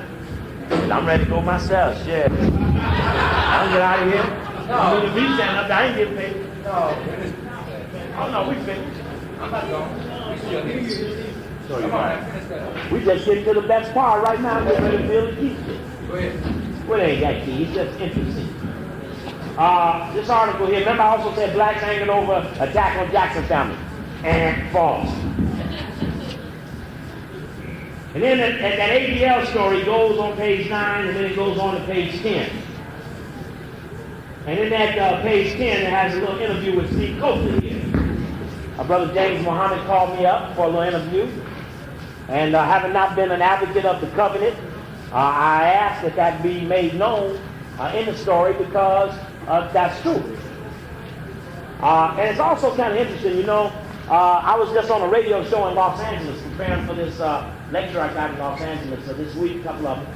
And a lady called in and said, Dr. Khallid was just here and he condemned you for saying that the minister shouldn't be meeting with these civil rights all-stars and with them Jewish rabbis. He did it in Baltimore. He did it in Washington. He did it in New York. He did it in every city he went to. So I really love Brother Steve, but he shouldn't do this. And I thought, isn't it strange? The guy that defended the thing got bit by the same thing he defended. He got bit by the thing he felt was worth saving. And he's an honorable brother, and he's very respectful, even of me. This is not a disagreement. It was a critique. Yes, sir. Okay, no disrespect. You did see the press conference. In Washington? Yes. You saw, you heard what you said in the press conference. Yes, very much. You did not announce what Dr. Khallid said. It's a manner. No, he suspended it. Suspended. He did not do Dr. Khallid had said. No, that's right. That's correct. He did not rebuke what Dr. Khallid said about the truth. He suspended it. He suspended. That's all he did was suspend you it. understand what I'm saying? No, you're trying to qualify. No, you're trying to. Okay, I understand what you're saying. I don't even see a need to do that. It's not qualified, but what I'm saying is I'm not qualified with I see your microphone said No, like no, this. sir, that's okay. What I'm saying is that he did not. Dr. Khallid said what he said about the Jews. What Dr. Khallid said about the Jews was wrong. Did I say he said what Dr. You Khallid? said he went back there and you like Dr. Khallid. He suspended it. He put him down. He sat him down. Okay, he sat him down, but for what? That's a good question. Since he didn't disagree, if he didn't disagree with what he said, why did he do it? For years, That's why I'm he said that. confused. He said it on the press conference. Did you see the press conference? I saw it all since He I lived did. in Washington. I saw it all. Yes, sir. He said for years, Dr. Khallid, and I'll be speaking everything, Dr. Khallid wired down. Wired down. For years. Correct. But let me ask you this. Then couldn't he have done that with Dr. Khallid? Dr. Khallid, and also remember, Dr. Khallid made that Oh, stop. Hold on. Dr. This is not Khallid made adversarial. the Brother, have a seat. This is not adversarial. Okay. Dr. Khallid made the mistake in the covenant. He has to go back and correct it in the covenant. He did say that in the press He did conference. say that. But Dr. Khallid been giving that speech for 20 years. And for 20 years, he's been saying the same thing. Then Yeah, you're but not sister, then he the should have Did sat you him hear down me? before the honky ass. Thank you. No, that's not. No, Hold on, stop. I don't want this to get into that, because It's not that. it ain't that, right. It's Come not on. separating our people. Right. The sister's raising a question, and she's trying to clarify the feeling in regards to him being set down. And I'm well aware of Khallid being set down before this on other occasions for things similar to this. And therefore, it's not Correct. because of what he said. What Correct. he said was correct. Correct. Yes, it is what he said. It's a mannerism Dr. Khallid is moving at the time of the case. Correct. You know what case we're moving on? Correct. All that's correct. I don't have, you're not disputing anything I'm saying. But what I'm further saying is that I am confused about why that was necessary to people who have raped and killed other people and who are the scummiest people on the planet. Everything is done, it's not for the devil, not for the white man. We have to do this for our people too. Then it- Our people have to know. We Then have to do it this for could our have been done for you. people. There you go. Correct. Okay, then. But not out there with them. Where is our people? We have to go and talk They, to see our people. not Washington, D.C. is the That's national. where else do we go? And they could have done it here. This is headquarters.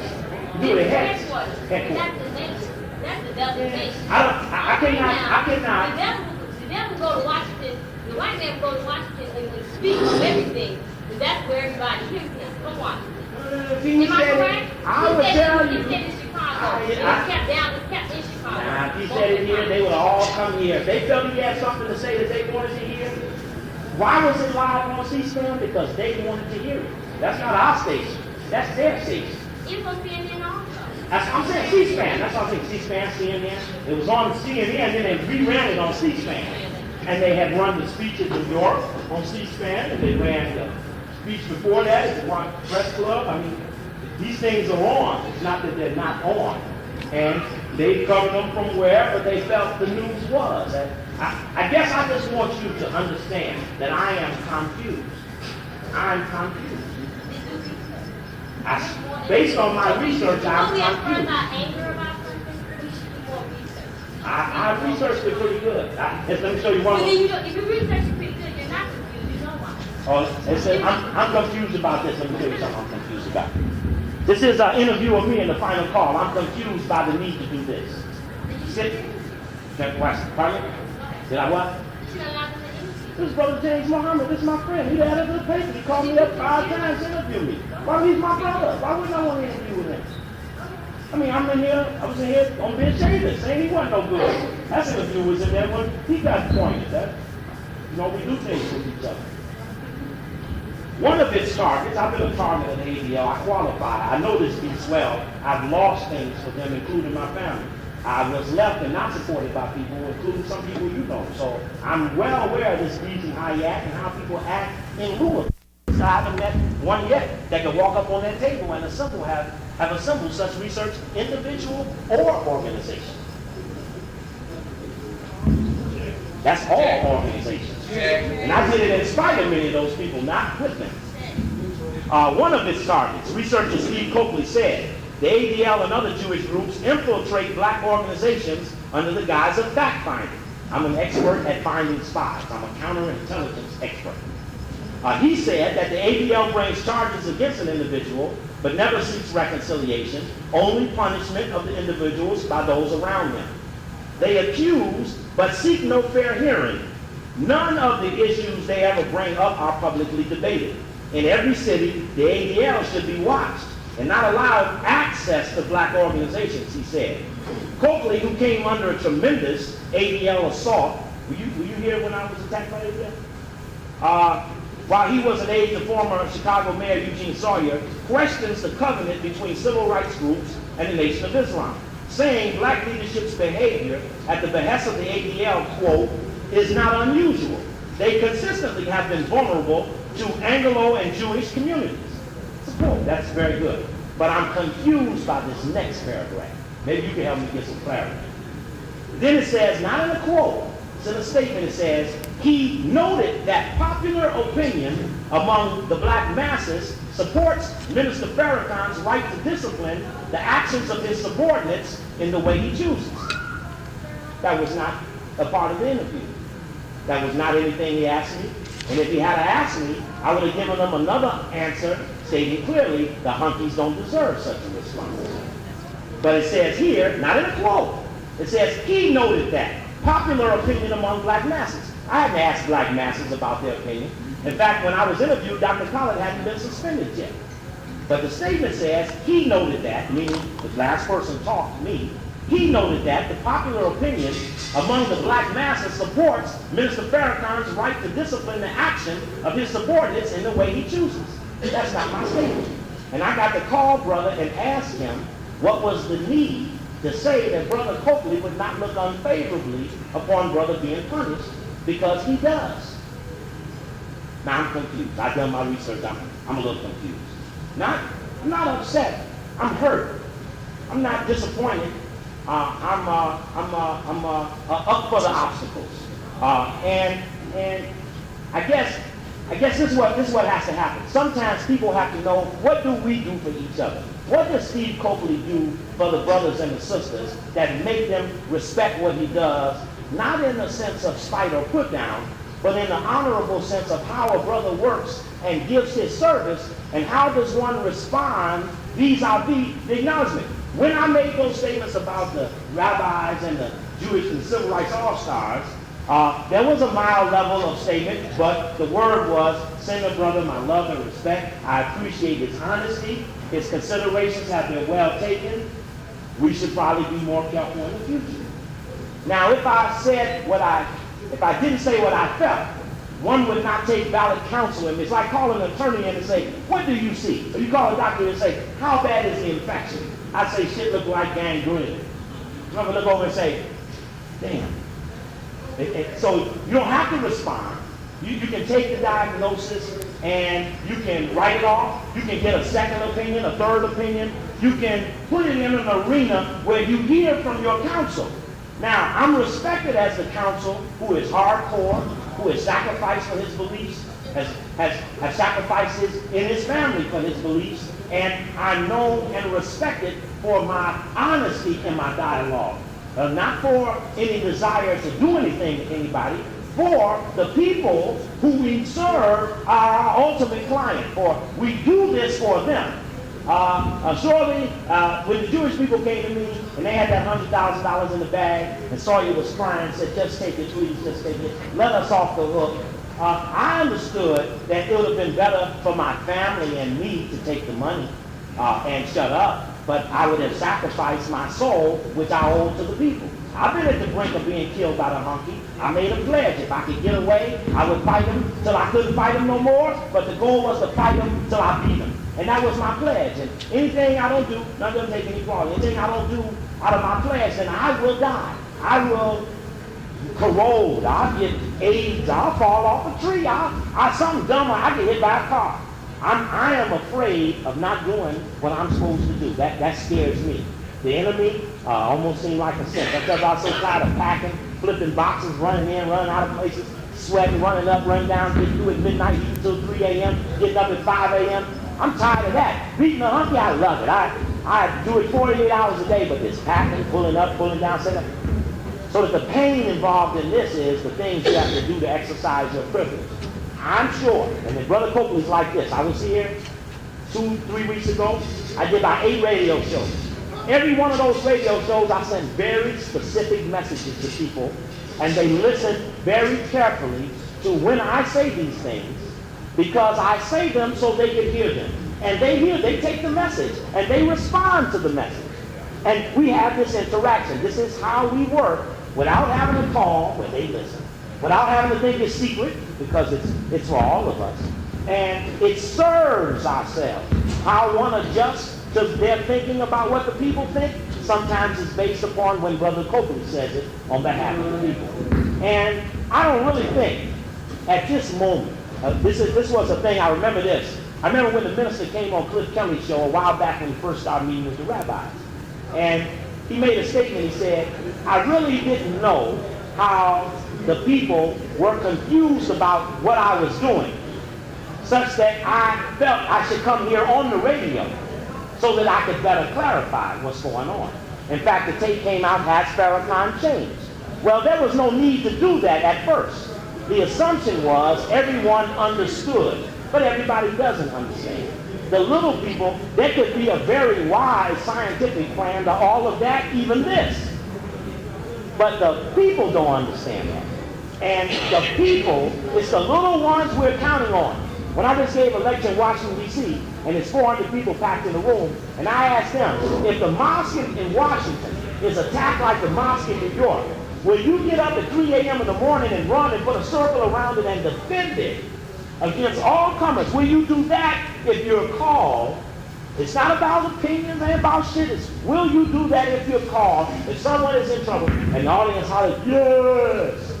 Now, you want the little people to always be able to do that. And so you must talk with them. They don't have the understanding of all of the dynamics. I know a lot about the nation.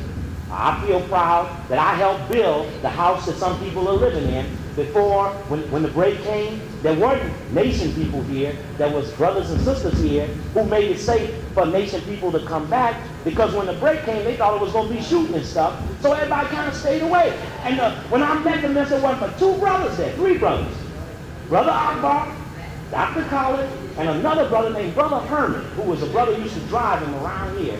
Them was all the brothers I saw. But when I first met the minister, my first request for him to come and speak for me was, after he saw me speak, was to give it to Dr. Khallid. Dr. Khallid got with him, and they got that day worked out. When I first got fired for Anti-Columbus Day, the first person to go and give me money to help me pay my rent was Dr. Khallid. When he got $400, Brother James, the brother on the slide, is he still here? On the garden? Brother James, he's the first one to go away to get the money to defend me. So this is our honor. When Dr. Khallid say, I disagree with Brother Copley for doing this and that, it isn't a threat to me. I don't have to condemn Dr. Khallid. I didn't come behind him and say, he shouldn't have said this. I say, I appreciate the brother, because time will show who was right and who was wrong. And I heard from a lot of people when it came down, in and out. Many of them had to apologize for the science was correct, based upon the greater need of the community. But that's how I serve, and everyone comes to appreciate how I serve a person. It won't be because I told them what they wanted to hear. It'll be because I told them what I saw. And what I saw will have weight or no weight at all, depending upon how they feel about it, and whether it's science or emotion. And those things will bear out. And we believe in that in our role of service. We all have little gripes with each other for things past, present, and future, but those are not the paramount things in how we relate to each other. The first context is a context of protection around the enemy, but in home, we be straight with each other. Versus the enemy, solidarity, no break. I couldn't go to a white college and give my opinion about what I felt about the Dr. Khallid thing and this or that, because that's not their dialogue. It's our dialogue. And that has to be that principle on how we work ourselves. And again, this is how we serve ourselves.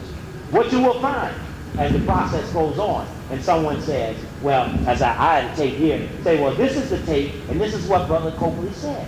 If you were to sit and give a tape to somebody who would need to hear it, and they heard it, and you would have to watch their reaction to it to get a better understanding if Brother Copley has his weight or not. And it's a privilege that one has to uphold, is to be clear about it. And I hope to get to Brother James while I'm here, because I need to know why that additional statement was in there, because I didn't say it, and I would not have said it. And if the brother take the conversation, the tape would bear that out. If he just wrote notes, then his notes should bear that out. I need an explanation about why that statement was there, because that it would even confuse Dr. Khallid. Because he would say, having not even agreed with none of this, why would you agree I should get punished? I didn't. So you can see how confusion can be circular too. And everybody needs that type of clarity. And Dr. Khallid spoke in Washington, D.C. and Baltimore. That Sunday after the Thursday, it was turn-away crowd. 500 people had to be turned away. And Dr. Khallid pledged his loyalty to the nation and to the minister. And that's important, because if you watch very carefully, and I'm going to check y'all, see if y'all know who you should really be watching. Who wrote the story in Chicago, and the Chicago Sun-Times said it was a split the nation? What's the author's name? Mary Johnson. There you go. All right. There you go. Thank you. Where she live? Because see, that was a very dangerous article. And that article then, as I left here that Sunday, that article then got printed on the AP wire on that Monday. Then who saw the Village Voice article? February 15th. 8 stories. 8 stories worth of perpetration of that same split dialogue. Now, what's interesting about that is if you're following the science is, now that this comes down, what should happen naturally? Whoever wants what they want must emerge to do what they must do. So after all that settled, now come there's a split in the nation, and the nation ain't shit. And if they listen to Dr. Khallid, he didn't say that. So then if he didn't say it, and they ain't in it, and it said, I saw something I don't never see, an undisclosed Nation of Islam source. There is no such thing. There is no such thing as an undisclosed Nation of Islam source, because nobody in the nation would give such a source to anybody in the media. But the story contained that, and I watched in every city who repeated the story and whether they put a local reporter on it who then tried to do the same thing locally. Now, in the aftermath of one operation, watch how many other operations are on the field that might not even be the big operation. See, you got overlapping power sources out here who are doing all sorts of things at every minute to compel action to twist and turn a certain way. Yes, brother. Another thing that I was wondering, Steve, there was a program on Malcolm that was a 2-hour program about 2 or 3 weeks ago. And it fell right into a certain spot. And they didn't really show it again on March the 3rd. And watch this here. Watch this, sister. If you're going to make Dr. Khallid a source of your attack, and you in New York going to drop it in the New York Times, what did that have to do with the raid on the mosque? And what did they really want to get out of the mosque? Paperwork, drawers, files, safe.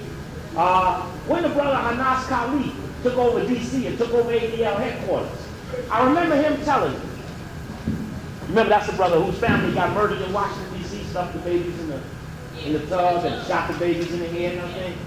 Well, he told me, he said that when he had ADL under control, the FBI came in and went through the file cabinets, let him hold them another 12 hours so they could copy the paperwork, because they had never been in there. That I find interesting. And that I had to draw another question in as to what did they want to go in there for?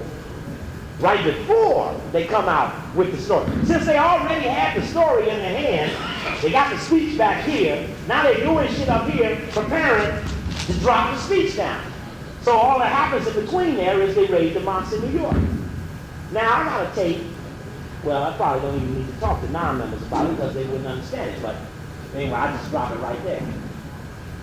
Now, just I'll say something to you and the brother back, and you know this.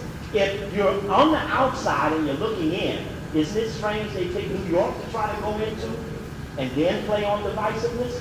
Because if you know what we know, then you would understand a little that may have even been double wicked true laid up in there.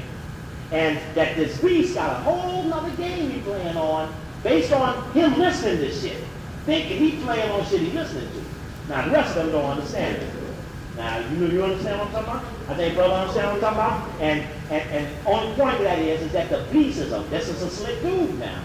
And the science of watching him, he ain't just he ain't smart. I ain't gonna give him no credit being intelligent because he's violent. That's how he's so vicious. He wins on that level, but he just be doing shit and he's conniving, playing upon things he think he getting into.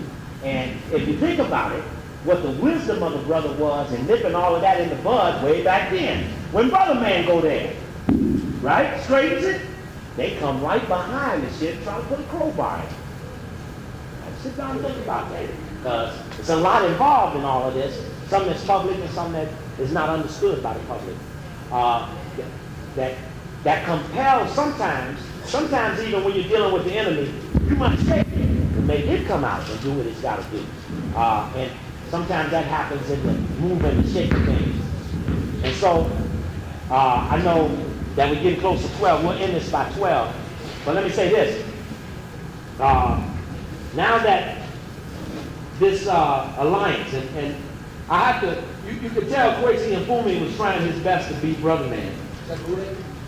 No, he's not in the boule, but he come as a street brother to the Baltimore City Council to be, he became Brother Man in the City Council. He tried to be that type of Brother Man. But if you check it carefully, oh, and don't forget we're going to pull this raffle too, that he tried to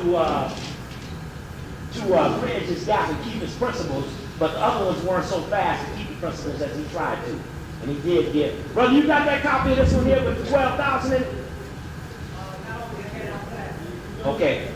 Is there one later than this one? This one is, that one's later than this one?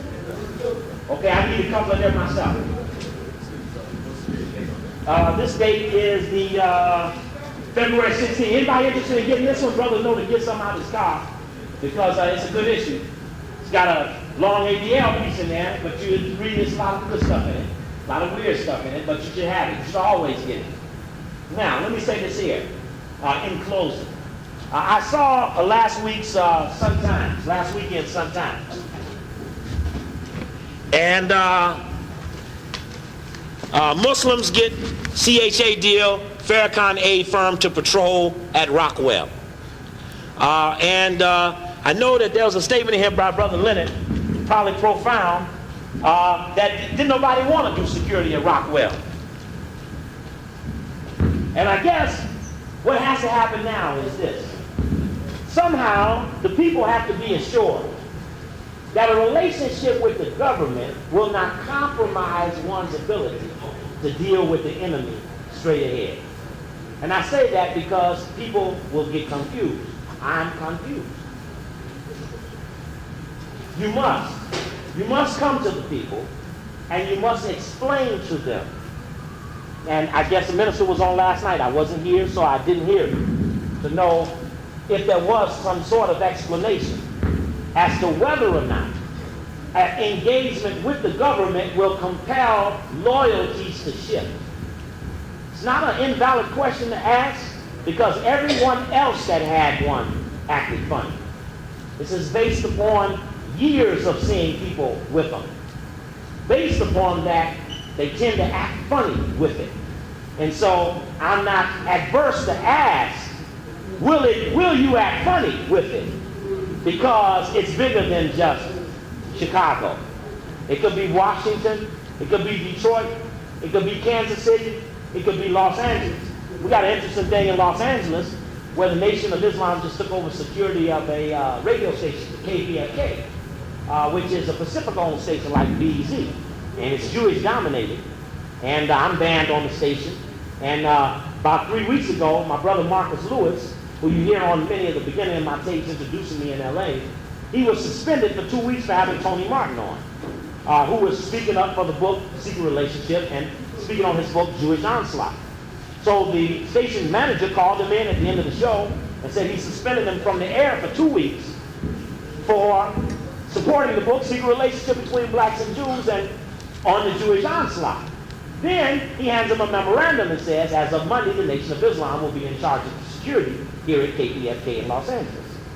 Marcus is confused. He's confused. I'm confused. I don't understand it. I'm confused.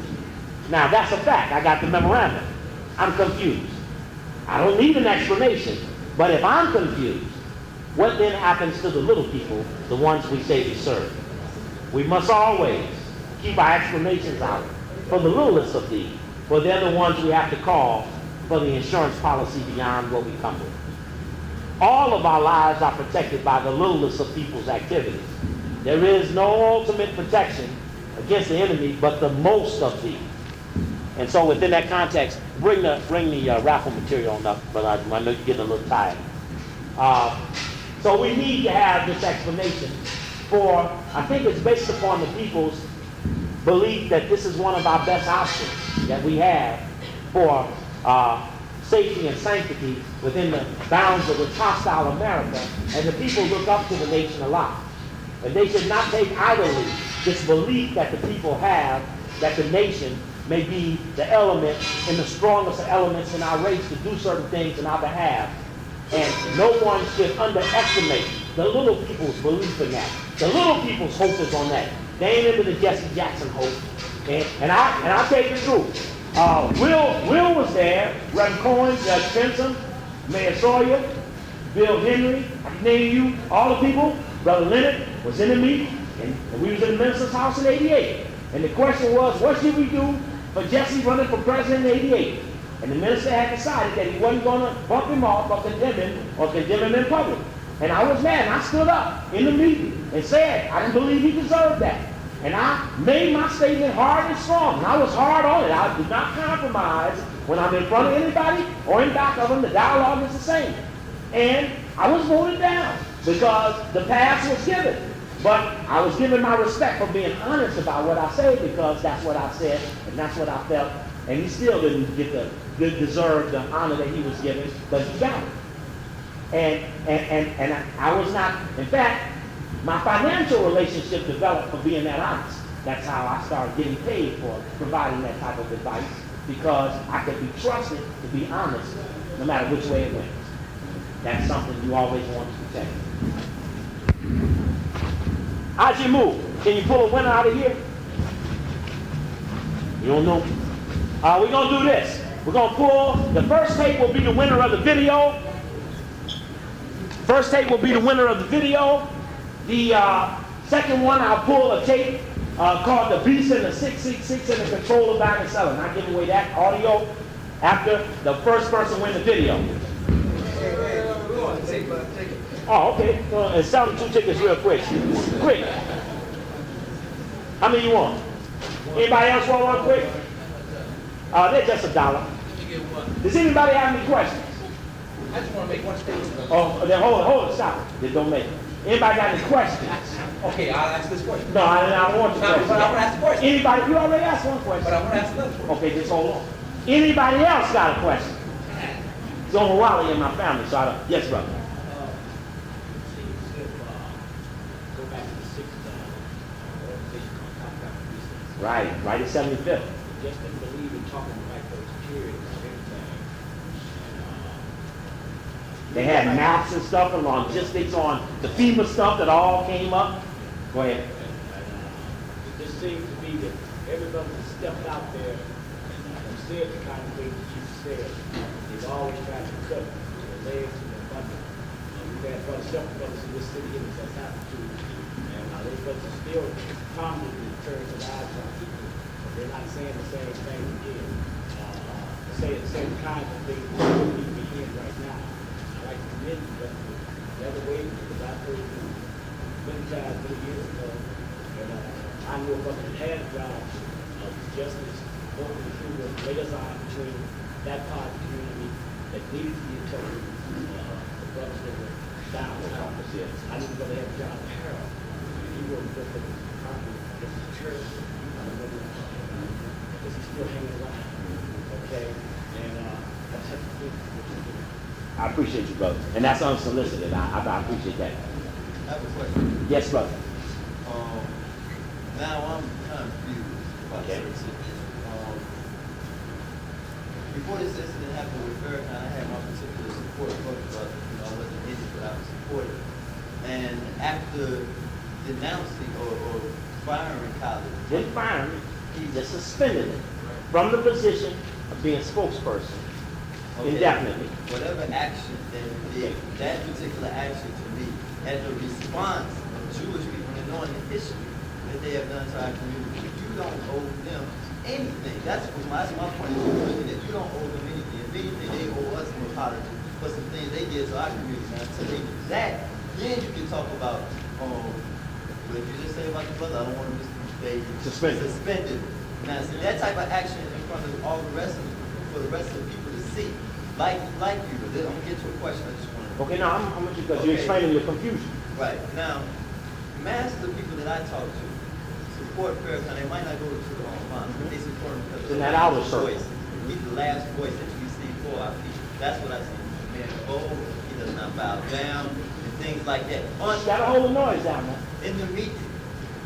Now, your particular assessment of this of Farrakhan and his decision was one way until a certain part of the program, and then all of a sudden you said that we should continue reading reading the material, reading the final You thought. should always get it. My problem is, if you want to do something like that to your particular ministry, and you show that lack of solidarity in my eye, this maybe you can open it up for me, but if you show that lack of solidarity in my eye, then I can't support that. You know, I can't go along. You can't support with what? that. I can't. My problem is I don't think that you have the right message for my people. So maybe you can clear that up for me, but I don't. Okay, now I'm trying to match your desire for the support versus what you would actually withhold. In other words, you say I'm in this outer circle where I believe in that spirit, and that is a voice, and the last voice, and the strongest, boldest voice of ours. Non-compromising. Non-compromising. But then you compromise. That's my confusion. And Right. then maybe you can clarify that, because then I can't read anything else that he has to print until that particular confusion. Well, several things in there. Let's not, where you work at?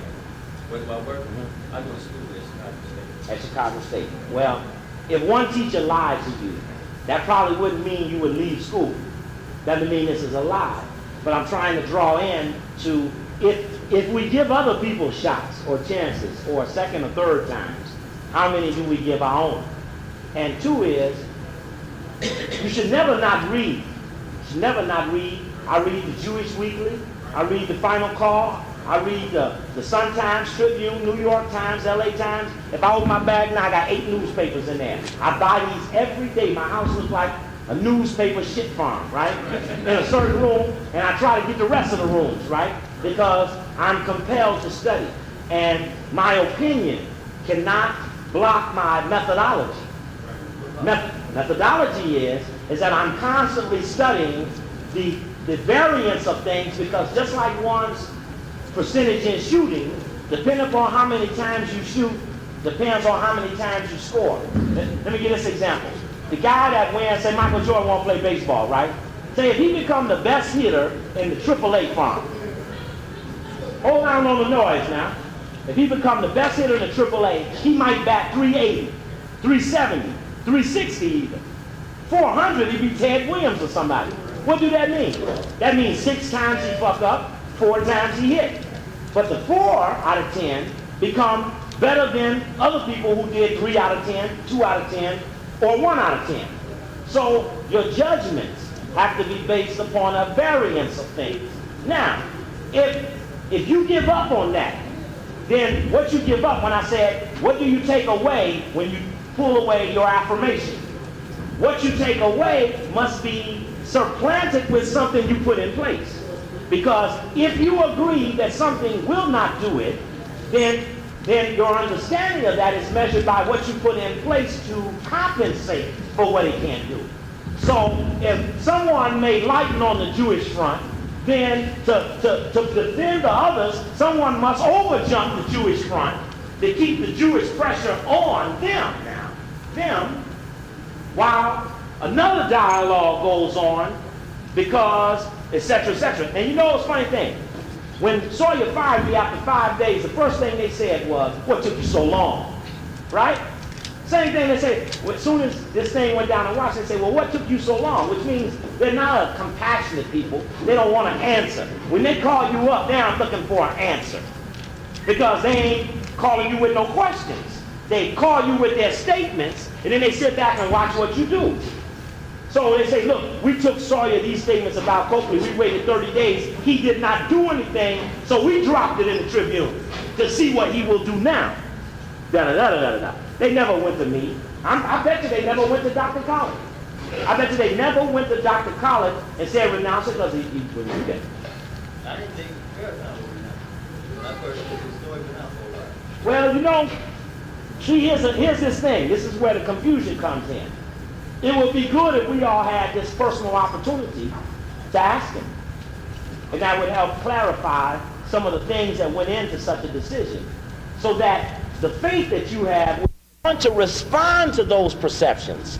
Again, I didn't hear the radio show last night. I don't know if that was an attempt to get at those things. I know one person told me in the back that even that thing with the Black Caucus, if you checked it carefully, Some of them other members, I'm in Maryland. The congressman we have, Congressman Wynn, with slobber coming out his mouth, got on C-SPAN and every camera he could and repudiated the minister Khallid every time he could, saying I wasn't in no covenant. Because what you found out was that when the button got pushed, some of them backed out and say they wasn't in that thing with Mfume no way. So I think last night there was some commentary about maybe 10 of them were with it, but 30 or so of them wasn't. Now I would be surprised that they would keep a covenant with the minister because they hated Gus Savage, who was their own member. They hated Gus Savage. And they used a Rhodes Scholar to get rid of him. They didn't want him in there. And he gone now. I ain't seen or heard from Gus Savage since then. I don't know where yet. Anybody know what Gus Savage is doing now? Anybody seen Gus Savage? Yeah, that's it. He's just gone. But only thing I say to that, brother, is if you pull out, then you must put something in. That's your weight. And then you would have to be a scientist. You would study certain questions, and you would want to fill the void. I didn't ask to be Steve Coakley. I looked on the field and found out that the position was available called Get the Facts. Go ahead. I'll say something about 5 seconds. Go ahead. I study actions. I study what you do as well as the words. So I can't read and not pay attention to the actions. I have to pay attention to what you do to follow up what you're saying. That's it. Okay, fair enough. Fair enough. Yes, brother. And then we'll come across. I want to ask the brother one question so I can get a full understanding of where he's coming from. You see the entire C-SPAN, saw the entire thing? And when I first saw it, here's my confusion, because it led me to some of the same levels of confusion. Having been a member of the Nation of Islam and not insubordinate necessarily as far as, being kicked out or anything like that, but a personal thing, I understand some inside ramifications and some outside ramifications. And one of the confusions that I experienced as well was at first I saw the very end, and it was irate. It was enriching. Right. And I said, I got to stay up late. And it's like 4 o'clock in the morning, I caught the entire thing. And then I kind of got, I said, well, have the minister change on his thoughts towards Jews, or his statements towards Zionism, and or the actuality of what Judaism and all that is. And I didn't see a change in it. I didn't see any direct manipulation of words or anything like that to make me feel that there was a difference in his stance toward what the Jews have done to the world and to the world order, period. But what I did understand is that there was a confusion there. And the confusion was, I have been hearing Brother Khallid speak for the last 10 years. The confusion was that Brother Khallid has been saying, that and more. check up from the neck up. And Right. I've seen the brother speak from all levels and angles for a long time, and the confusion was, well, why is there a situation now? That doesn't make me condemn the minister. That makes me think, well, maybe there's something deeper than all of us that we understand. And that's where the confusion comes in. So before we start throwing shells, see, that's what they want you to do. They want you to throw a rock at the shell, say, oh, the hell with you. Well, that's not what we should do. We shouldn't stop reading. We should read more. And that's what I'm saying. It's time for us to start picking up newspapers across the, because that's where it is. And if there becomes a void on the Jewish question, then we must reinforce the flank on the Jewish question. That becomes something that has to happen. It should have happened anyway. Our youth should be trained in the enemy all the way around the hoop, and the ADL as a henchman in an operation, a big white operation, had their role to be examined. And like I said, they've been going since 1843. They're Masonic lodge. This is what you do. Look this up. Look up in the encyclopedia, any of them, the International Order of B'nai B'rith. Look that up. One of them gives an excellent, 14, 15-page breakdown of the development of the Jewish Masonic lodges, which B'nai B'rith is. Every B'nai B'rith chapter is known as a Masonic lodge. The ADL was started right here in Chicago. The first Hillel House, their college monitoring group, was right at University of Illinois in Champaign.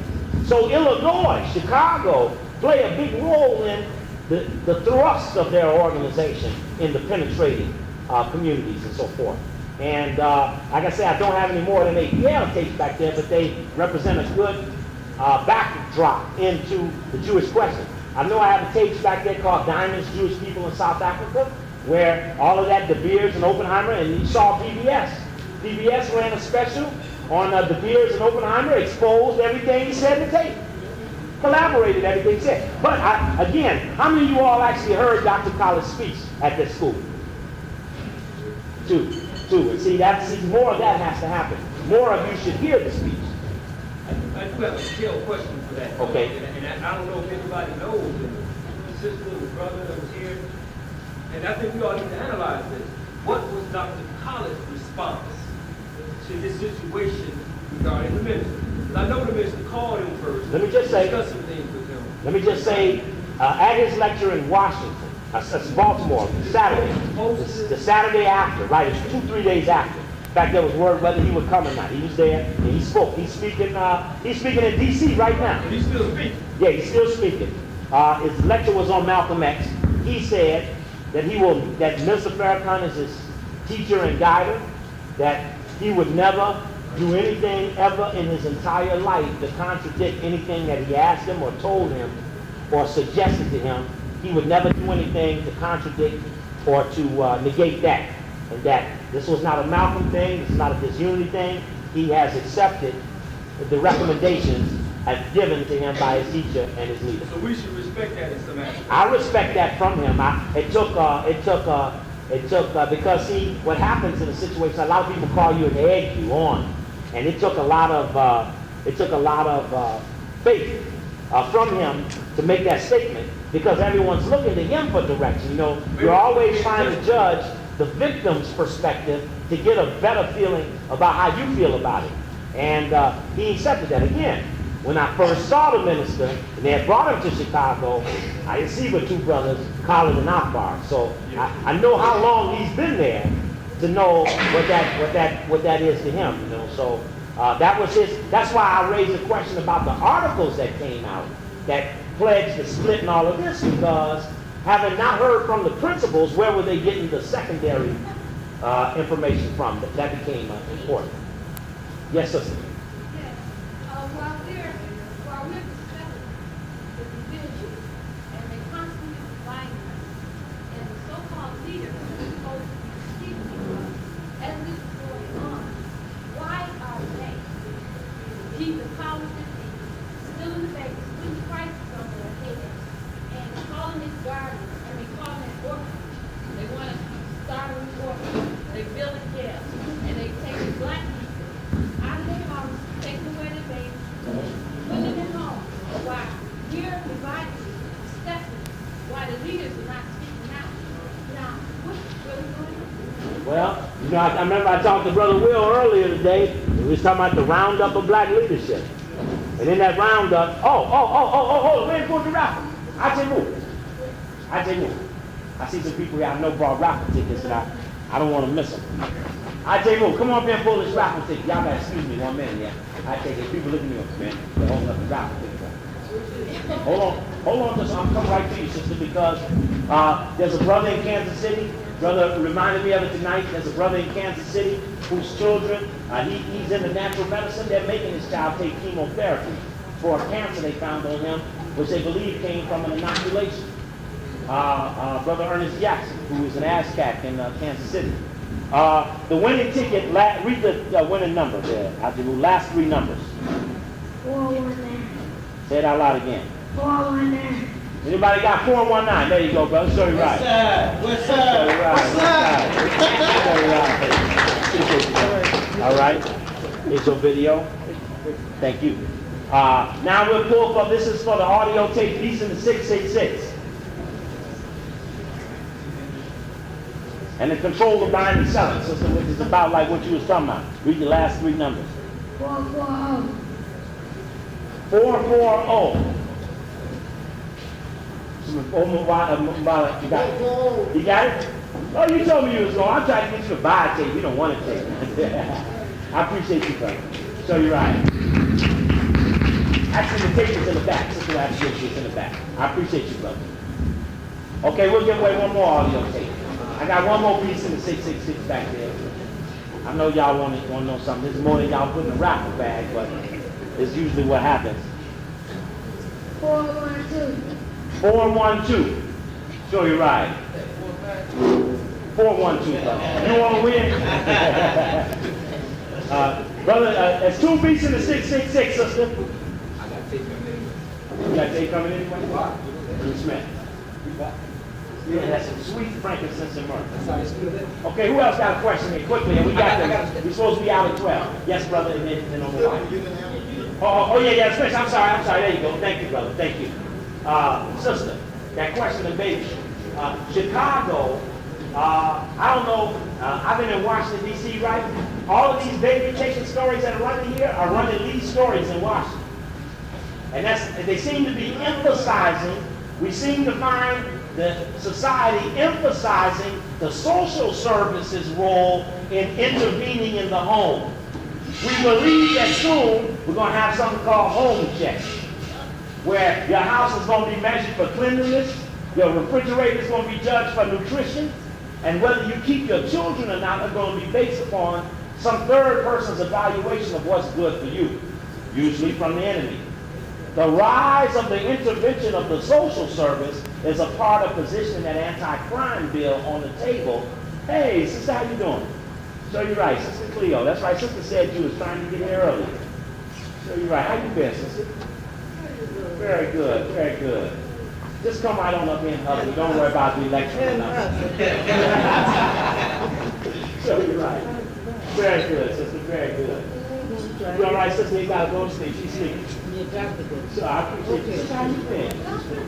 So you excuse all these people here. They just have to be here for election.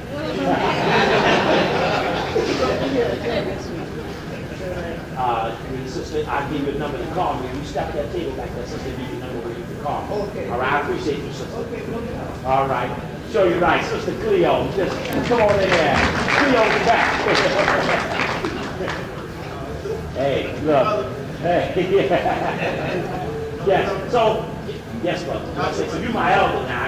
You got my elder. What? I just want to make this statement that we've been taking care of that children generation to generation, and all of a sudden we can't. That's an excellent point, but we done took care of their children forever. Now we can't take our own children, they say. And they still send their kids to boarding school. I mean, anytime they get their children, they can't raise them. They got to send them away. But something about that beast don't want his child. Yes, brother. Came back into Chicago first. From where? From I think it was California. I'm not certain. Oh, He said he was in the earthquake situation. He and his son. No, I didn't see it. He came back and what he said was his partner of mine. We went. He said the reason why he sent you to college was because he said that as a minister he has a duty. He's representative of God. He said all the stuff that Khallid has been saying, he was saying since he known him. He said, but Khallid used profanity, and he found that very offensive because he didn't feel that's the proper mix. When you're giving people the truth, that takes the truth. And the people could use your message. Like, if I can give you the truth, but if I give it to you in a very hateful, distasteful way, even though the truth may bring those feelings out of you, but people confuse the message. And he said that's the reason why he did what he did. What's your view? Well, I think that the beast is going to be confused with any message sent his way. So there is no clarifying message to the beast. I think that within an organization, you get the members of an organization accept the tenets of it to be a member, right? Okay, so I'm not a member. I didn't accept the tenets of it, right? Khallid is a member. He accepted the tenets of the organization. He has to abide by the structure to be in it. And so, but that's a weight he has to bear as a member, as any member would. Robert got Kennedy King. He sweated because we after 12. That's a tenet of his contract. That's his tenet. That's his. I ain't got to go. Right? You ain't got to go. He got to go. We just happen to be sitting here. Like y'all sitting here didn't stop Cleo from coming up here. You needed to let. She wanted to say hi. She come on in and did that. But that's a valid explanation about dealing with that. I'm confused still. Because the title of the tape is called The Goddamn White Man, and it ain't changed in 12 years. And I got some old speeches. Now y'all need to go into your bag. I don't know how many speeches y'all got. I got drawers full of old speeches. And you wouldn't know if that was Khallid or Farrakhan. Yes, Nah, that's- shit, nah. And I happen to cuss when I speak. I think people do understand what I'm saying. Though I'm cussing. Right. See, he spoke on that too. But I'm not a minister of God, Right. though I am a servant of God. Exactly. He said he used to approach it from that too, and he grew and changed. He has a new understanding of his position. So he spoke on it. Okay. I remain confused, All right, but I seek consultation. I hear you. Yes, Brother Omawati. This will be the last question. Oh, and then Brother Robert. I'm sorry, Brother Okay, Robert. one thing I'm confused about, the other night I was listening to the radio, Listen up just a second. and I think it was Leonard. He said that they are working along with Mr. Lane. Now, who is Mr. Lane? Is that- You're the one that broke into the homes at CHA when the people weren't there playing dictator for the Israelis. So I mean, I know him. I'm confused. Oh, okay. I'm confused for him to get the title Mr. Lane. Oh, what do you call him? I mean, that's not, what are you gonna call him, Vince? No. Lane? I call him Gestapo, that's what he is. It's not his job. Did he go to Israel? But I believe I don't believe that would be his job to dehumanize him. And I dehumanize the hunky because before you kill him, you dehumanize him. I have a need to do that. When you said Vince Lane to me, I said you mean the one that breaks down the doors who's pro-Israeli. Okay, that's what I said when you said it to me. Okay, so everybody's got different roles to play. The last time I was here, Vince Lane had busted in them homes against the consent decree. So if you ain't gonna obey the white man's law and you work for the white man, I'm confused. You know, because he at CHA did that. And then the brother, he condemned the brother who was running the sweeps for condemning the sweeps. Because that was called that disunity. I saw that. I'm not pro Vince Lane.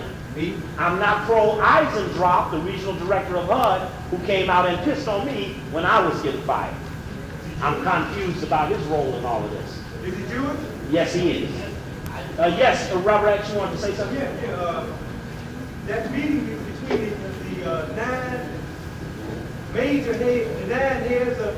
nine heads of the major Jewish worldwide organizations that happened in D.C. last week. No, Palm Beach, wait. Palm Beach. Check your list now. We're in West Palm Beach, Florida. It says February 3rd, 1994, members of the committee on... Oh, February 3rd. Huh? February 3rd. Go ahead, keep going. I'm sorry. Yeah, okay, anyway. How does that tie in? And the nature of the discussion was to deal with the rise in worldwide anti-Semitism. Being a long-time anti-Semite, how would you tie that in with the situation with Khallid, Farrakhan, yourself, and soon to be others? I'm confused there, Robert. You mentioned the meeting Right. that they were meeting. Is there a connection? Is there a connection between their meeting and what happened? Right.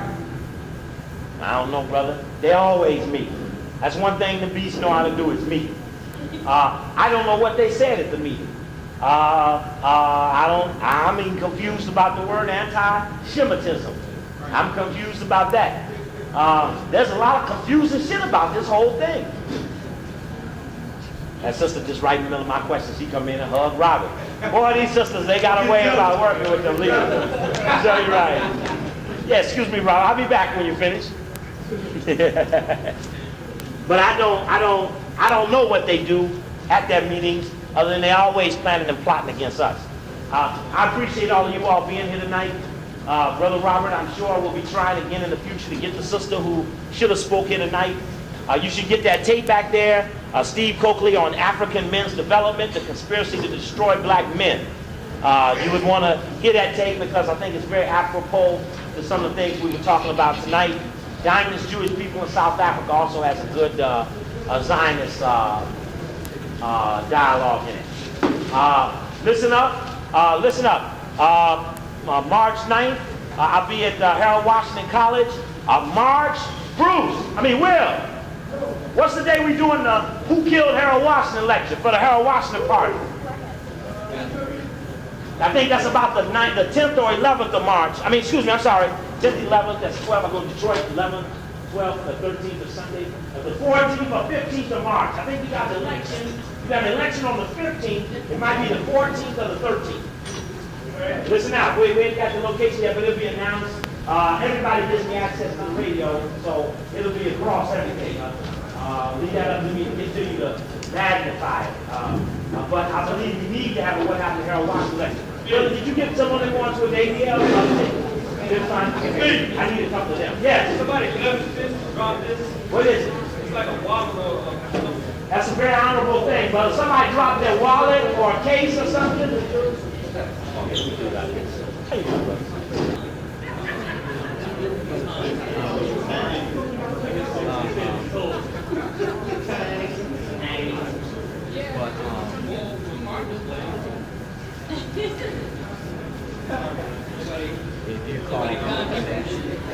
they'll hook you up with a sleep lab. I'm not there on Monday. Any Tuesday, Friday, 7 o'clock. If you are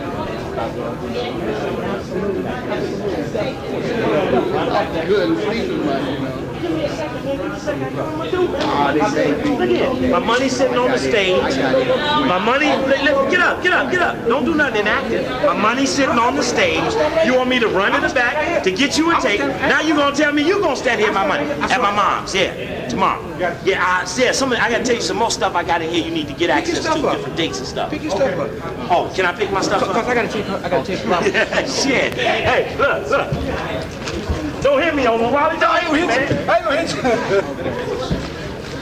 You know I wouldn't do that to you, brother. Okay. Whatever. How you brother?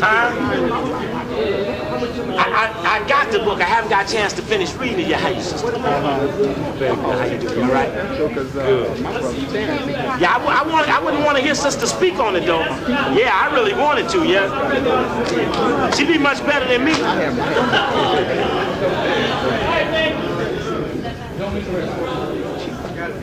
Yeah, I know the cheese. Yeah. Tina live right there on the house on the corner. You know that. The fire that took rhythms and made jazz, the fire of sit-ins and marches that made us jump boundaries and barriers, the fire that took street talk and sounds and made righteous Imhotep raps. Where is your fire? I say, where is your fire? The touch of life, full of Nzinga and Nat Turner and Garvey and Du Bois and Fannie Lou Hamer and Martin and Malcolm and Mandela. Sister, brother, come, catch your fire. Don't kill. Hold your fire. Don't kill. Learn your fire. Don't kill.